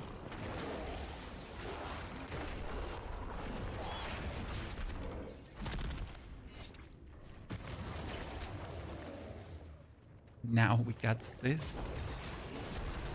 I still have to get used, by the way, to not stand right next to the boss, because there's literally no reason why we're standing right next to the boss, apart from getting like that little bit of fortify, because that's part of one of our damage multipliers, right? But otherwise, like, we really don't have to stand close to the boss. Oh my goodness, that pool just instantly ate me. Is Dark Prison better using on your skill bar or in with runes? The problem is you can't use it with runes in the build here right now, because we have 0 sources of vulnerable. Okay, so we need to make our enemies vulnerable. Got that? And right now we don't have a single source of vulnerable, actually. So that's a bit unfortunate. And the only way how we make enemies vulnerable is over using the wolves. Now the wolves are obviously then 1 rune combo bound, and we optimally would like to have the Kui rune that we actually have some kind of tankiness going on, right? Because otherwise we're like just a paper fard. So yeah. I don't know how much damage that was. Would I like to use the Dark Prison as a rune? Yes, absolutely. Is it an option? No. Not really.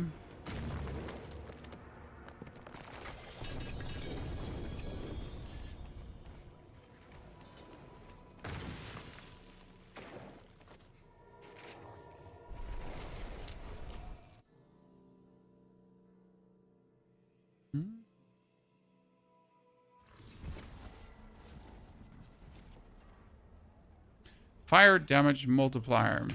Good base weapon. I mean, perfect base weapon, right? To just work with. We need a flash red carapace that is full tankiness. Again.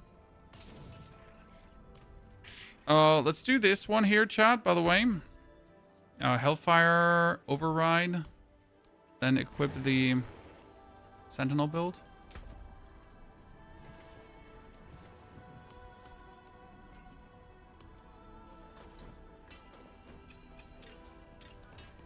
You all know I love the Sentinel build. Sentinel. Summon Lolly.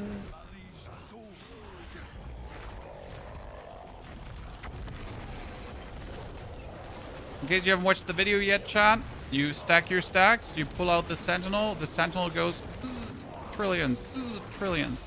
So it doesn't do the big trillion hits that you do with the, what is it called again? With the Apocalypse, but it does more per second.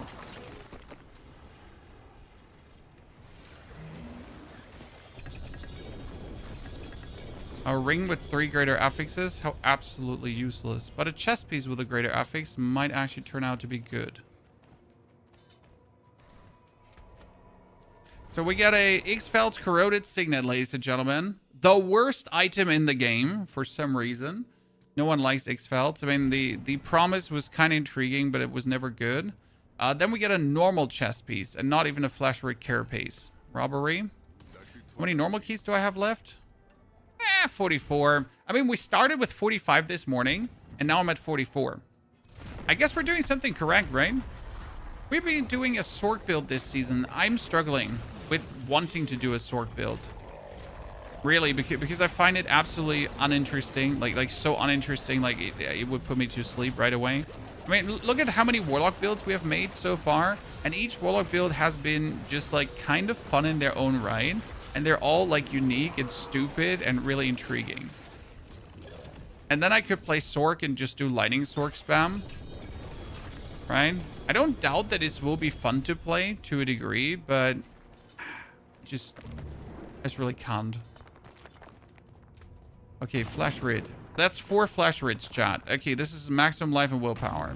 That has maximum life, fire resistance, and resource cost reduction, which is actually better than the one I have currently, I think. Then we got impairment, and this is physical resistance.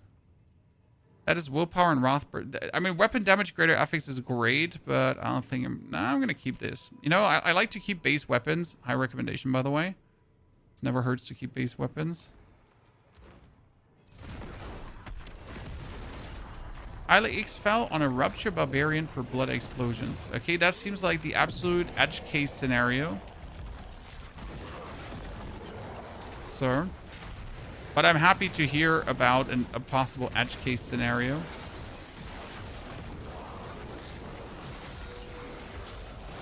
I'm not mad.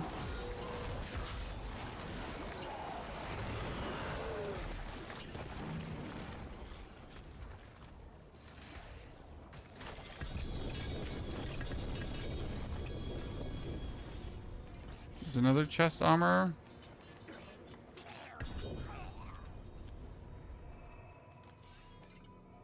The rest I don't even want anymore. Out of my eyes. I love that you can get keys back. Not only keys back, also better keys, right?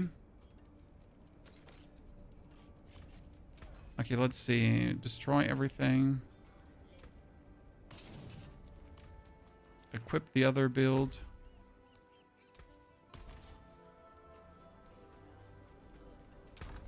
Throw my items in the blender.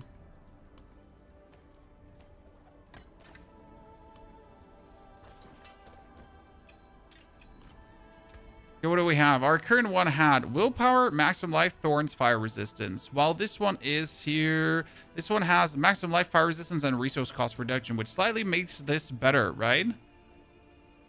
However, that one has a greater affix max life, fire resistance. Oh, man, I like that this one is like... Man, I would prefer to find like one with all resistance on it.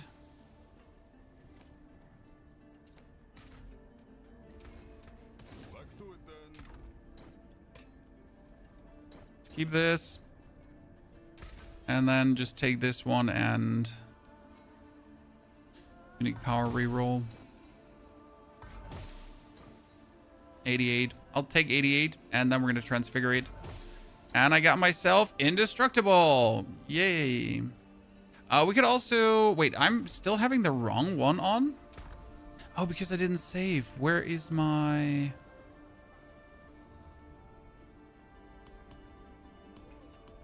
Oh, life.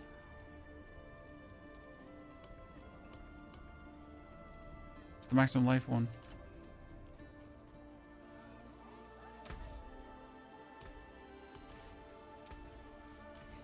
I was looking like, should we transfigure this? Because I'm always going to keep it on crit, right? I'm never going to move it anywhere over. So we could probably transfigure this and see what comes out. Shall we?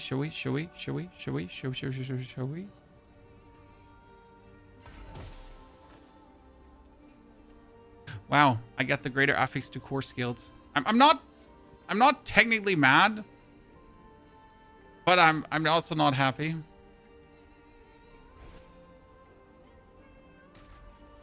We need to take these Hands of the Willbreaker and get the damage per overpower stack in finally high rolled.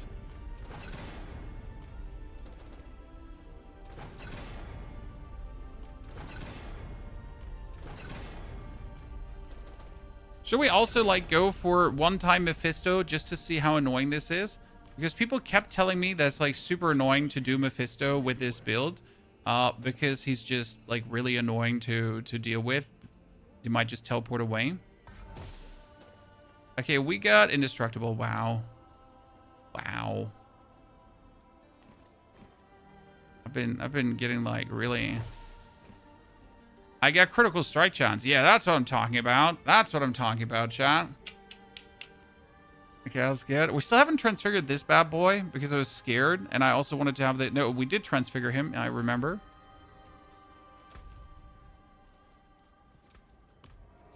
I finally managed to crit into the Credillions with this build with a 1,400 trillion. Awesome, Jugs.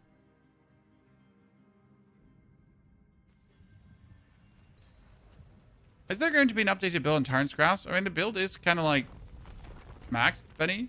You just have to find the best items possible. You know, there is no build update because the build is functionally where it's supposed to be. You just simply have to find the items.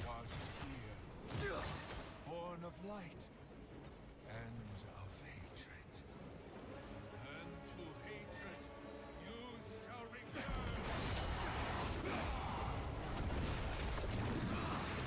Okay, so we gotta put our chains down, and he's just gonna run out of the chains, and then we just die. Cool.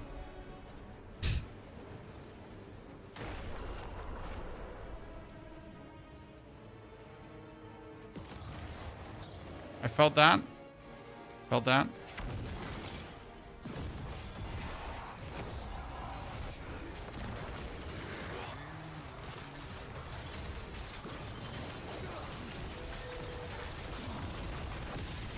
Okay, wait him for the 21, but he also hit me with something. I don't actually know what he hit me with.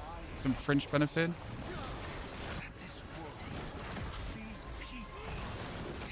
And obviously in Torment, low.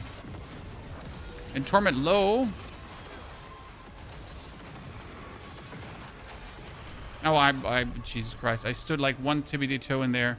So in Torment low, he would have already been destroyed by the damage, right? But in this Torment, like you really want to have your build so heavily OP that you don't even feel him fighting back anymore, right?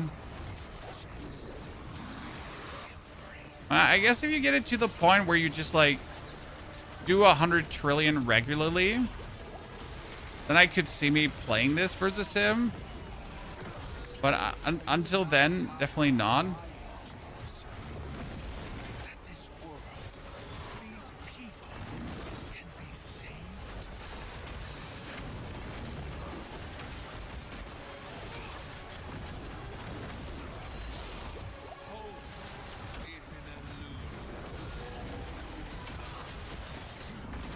Oh, now he just went away.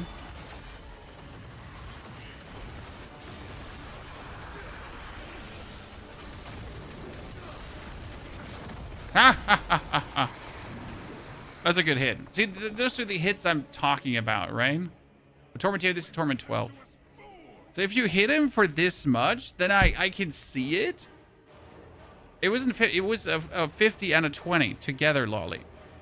To go once.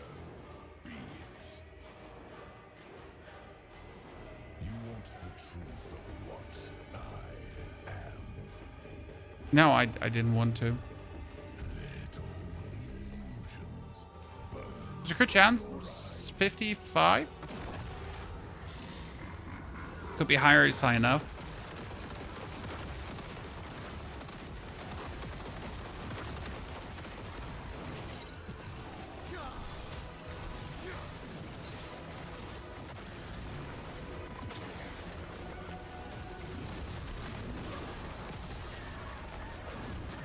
The problems begin here because you gotta like dodge this while you're trying to hit him. Oh, behind him. Yeah, that one he just completely avoided. And now I actually have to do the phase 2. That's terrible. Okay, we aborted phase 2. It was good.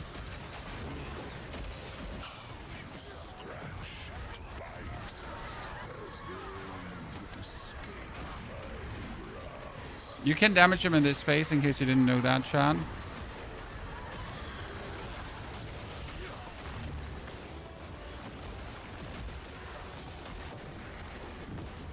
No, that one touched me. Oh man, so annoying. I guess I could get him with this build, but honestly, the Profane Sentinel one is so much more relaxing. I mean, with this build, I really have to try hard.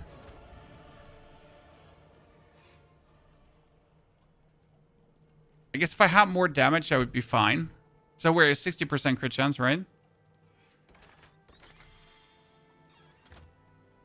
Pretty decent, honestly. Yeah, we need like better jewels, probably the better jewels. We need this one. I mean, this one has 4 cold skills, which is good, but it has 0 multipliers, so it's kind of like a travesty. The rings are amazing, so I'm really happy about that. We could look for pushing our ranks further, because if you remember, our ranks are not really pushed far in our they're called again. Our runes, glyphs, are like 101. I got 70% chance and 4,000 crit damage. The 4,000 crit damage is a lie, so please do not look at this number that is displayed here. That one is shit. You want to look at the bottom number. That's usually the more intriguing number, because that multiplier up is actually not accurate and displaying how much you're going to crit damage. It is like, it's a nice high looking number, but it's not necessarily an indicator of how much boom you're going to boom. Okay.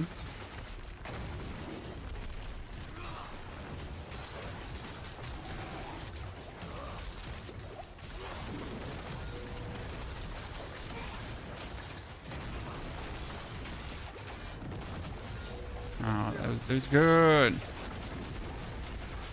Okay, one more maybe. Nice.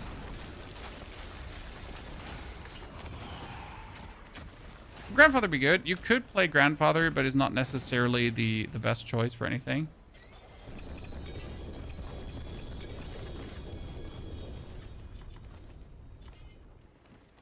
I like that opening chest is like always worth it. So in the beginning of this season, I was really unhappy because normal greater affix items would drop like way too much, and you wouldn't be actually getting the amount of uniques you're looking for, right? But on the other hand, I'm kind of like, yeah, this is how I get my good gear, right?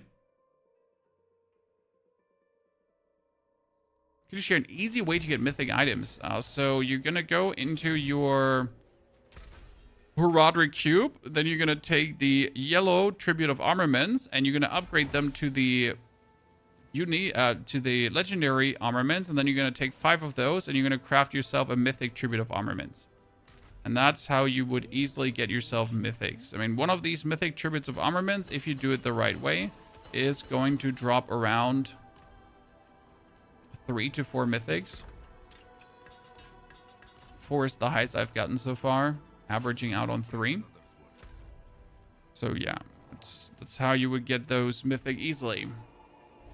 The right way? Well, the right way would be getting the Undercity War Plan skill tree upgraded to stage 4, because then you would be able to get yourself bonus goblins that will give you bonus chests, and these bonus chests you can then open for more mythics. High roll is 6 dirty. Oh damn. The highest I've gotten was 4. I already felt good about that.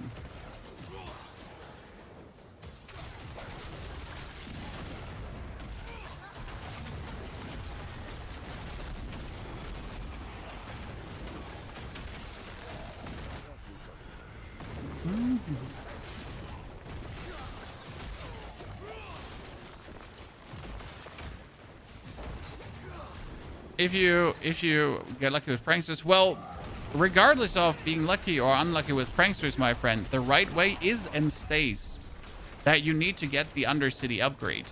That's it. I mean, why would you, when there's a safe way to get pranksters, not get said pranksters? That's like not wanting to have the loot.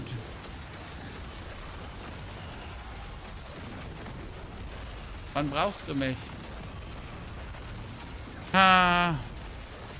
Soll ich die Kinder abholen? Dann hole ich die Kinder ab. Oh, that was nifty. She just vanished. It's kind of cool. Okay. Wie bitte? I gotta save the wife, Chan. Oh, 88.6 trillion with a triple stacked one. That was funny. Okay, be right back. Need to save the wife.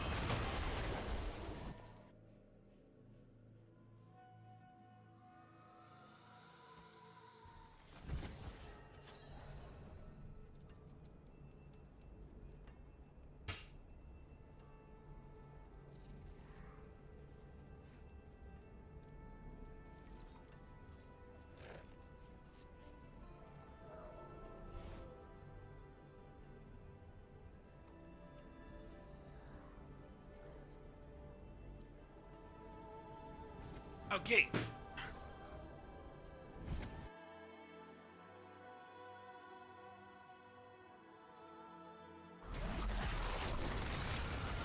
Oh, hi. Hi, I came in the right moment. Okay, where is the thingy? The trick about this build is to make sure to hit the Pit Tower Guardian first hit while you have the power within active, the active from the talisman. Yes, absolutely. You want your, I can't open it right now because I'll die, right? You want your actual set bonus to be active for that 400% bonus damage.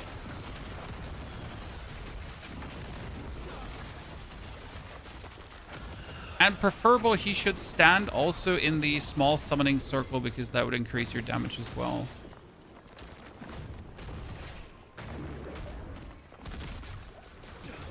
And then you need to have your maximum overpower stacks because your maximum overpower stacks are also responsible for 106 plus more damage per, and then the damage multiplier it actually provides. And then kaboomsa, you get the good damage going on. So there's a lot of stacks into stacks into stacks into stacks, right? Ultimately, you wouldn't even look for all that stuff. You just use your ability and you're good to go. I mean, let's be real, right? It's not like you're sitting there and you're just gonna like, oh, 100 stacks, let's go. 100 stacks, let's go. Right?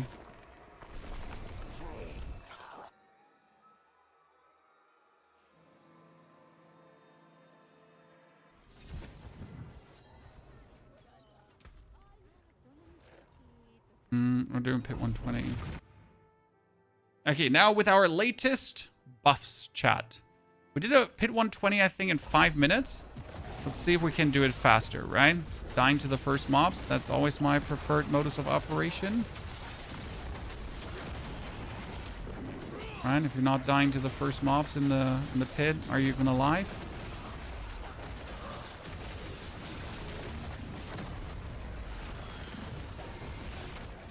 Did I just see 113 trillion, or did I just imagine that, ladies and gentlemen? Was that our first triple digit? I thought I saw it. Does it even read YouTube chat? No. No. Rimaru. I'm sorry for having missed your question while playing the game. This can happen, sir. You know? That I play the game in between and don't see your question. And then I do see your question and you get like a stupid answer because I only saw the stupid question.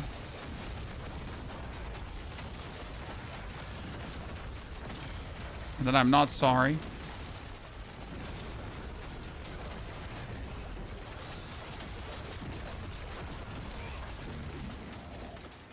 Thinking back.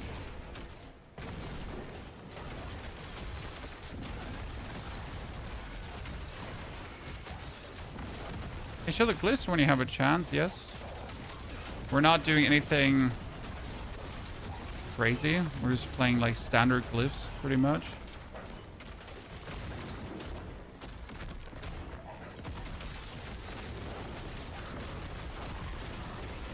For bonus volatility damage and other shenanigans.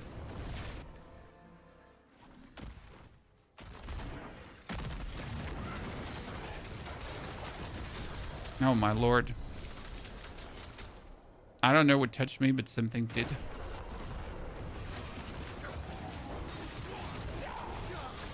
Right, something graced you, Chad. Well, that was a nice hit though here.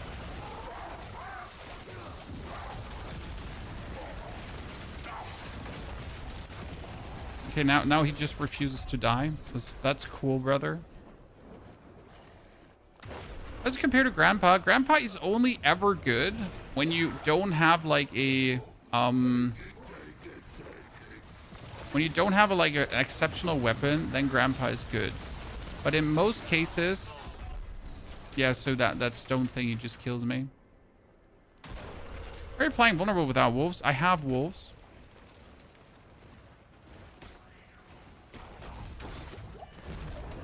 But how would you apply vulnerable without wolves if you then would not go for wolves? You would actually apply vulnerable over the vampiric curse. That is my preferred mode, but I just wasn't able to Kulian tuning prism that on my amulet. So with the vampiric curse equals to vulnerable, and then you just lucky hit vampiric curse enemies.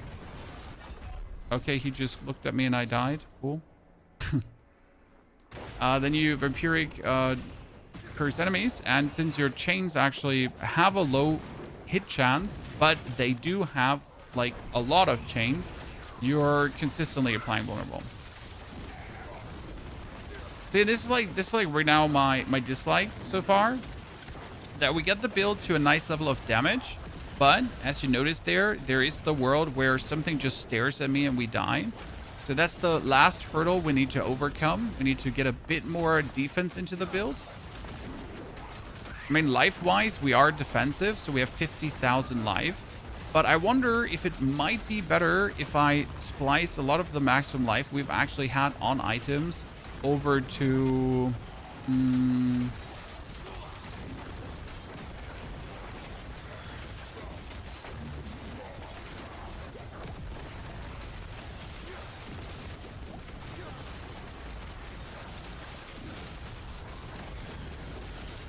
all resistance, because all resistance would also give us more damage at the same time. Just an interesting thought. And what would help is also if we would have Dark Prison up at any time. But I kind of forget to trigger it, right?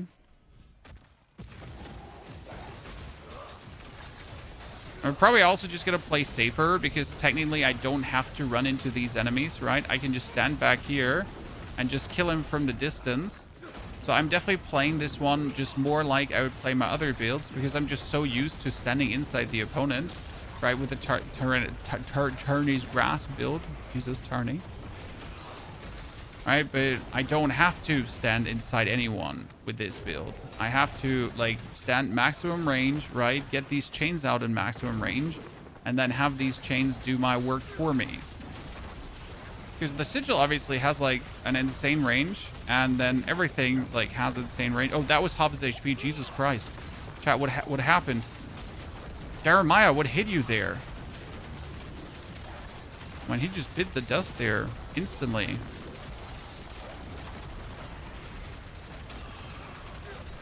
Yeah, seems like same topic. Why am I even standing there?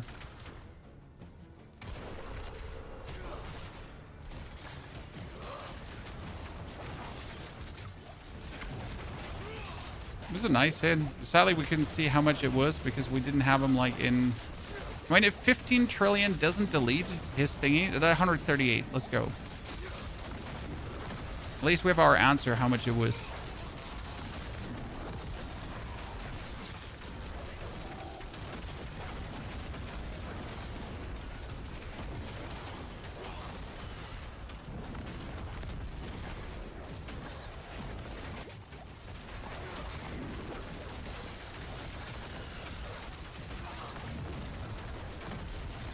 No, that one just didn't hit him. Cool.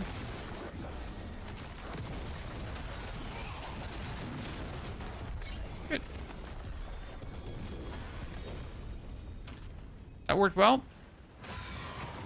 We're playing Druid again on the 13s, because then my Druid will have the defense that he has fixed, and we can finally mess more around with him another time. Oh, chat, remember last time we did this, a Varshan came out of that. It was crazy. And the Varshan had like Varshan levels of HP.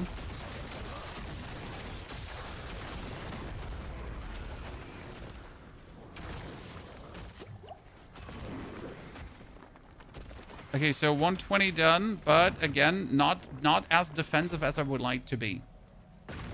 So I gotta fix that. Best way to level up a class to 70?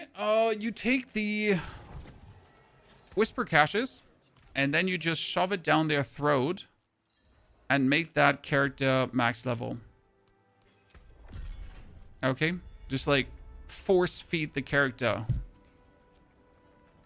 Oh, Profane Sentinel boots. These boots are absolutely mandatory for the Profane Sentinel build, and I bought these boots this morning for 500 million. Yep. You heard Ryan. Because the Profane Sentinel build is quite interesting. And I kind of required those boots. So just FYI for you. If you find those boots, you might find someone who wants to buy it. Or ranks to bombardment. If I ever want to finish the bombardment build, actually, once the bug is fixed on the bombardment build, we can do that. Okay, chat. I need to run because I need to pick up my children. We're getting guests. One of them has a birthday today. These are the glyphs I'm using. So just so you know, these are my glyphs. Pretty standard. Nothing like too crazy fair. Main goal is to boost occult skills and hell power. And it kind of works. This bonus Wrath is so that we can actually spam our Wrath. I think it's the weakest glyph that we're playing, and it annoys me.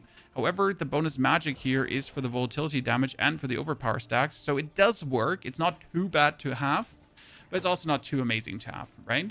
Just hit 40 trillion on the Boulder Druid. Yes, hello again. The Boulder Druid can hit more trillions than the Apocalypse, at least more often, right? Which is the interesting part. Okay, I'm done for today. I'll be back tomorrow for more chat. Sorry for the shorter stream. We did upload a build on the Profane Sentinel Warlock, so I would like cherish it if you have an eye on it, even if you don't like it, but just leave a like, leave a comment, right? Watch it. Tell your friends. That's the video. It's super fun. We killed Lilith with this. It was child's play. We just stood AFK. She died. So, take care, and I'll see you all tomorrow again.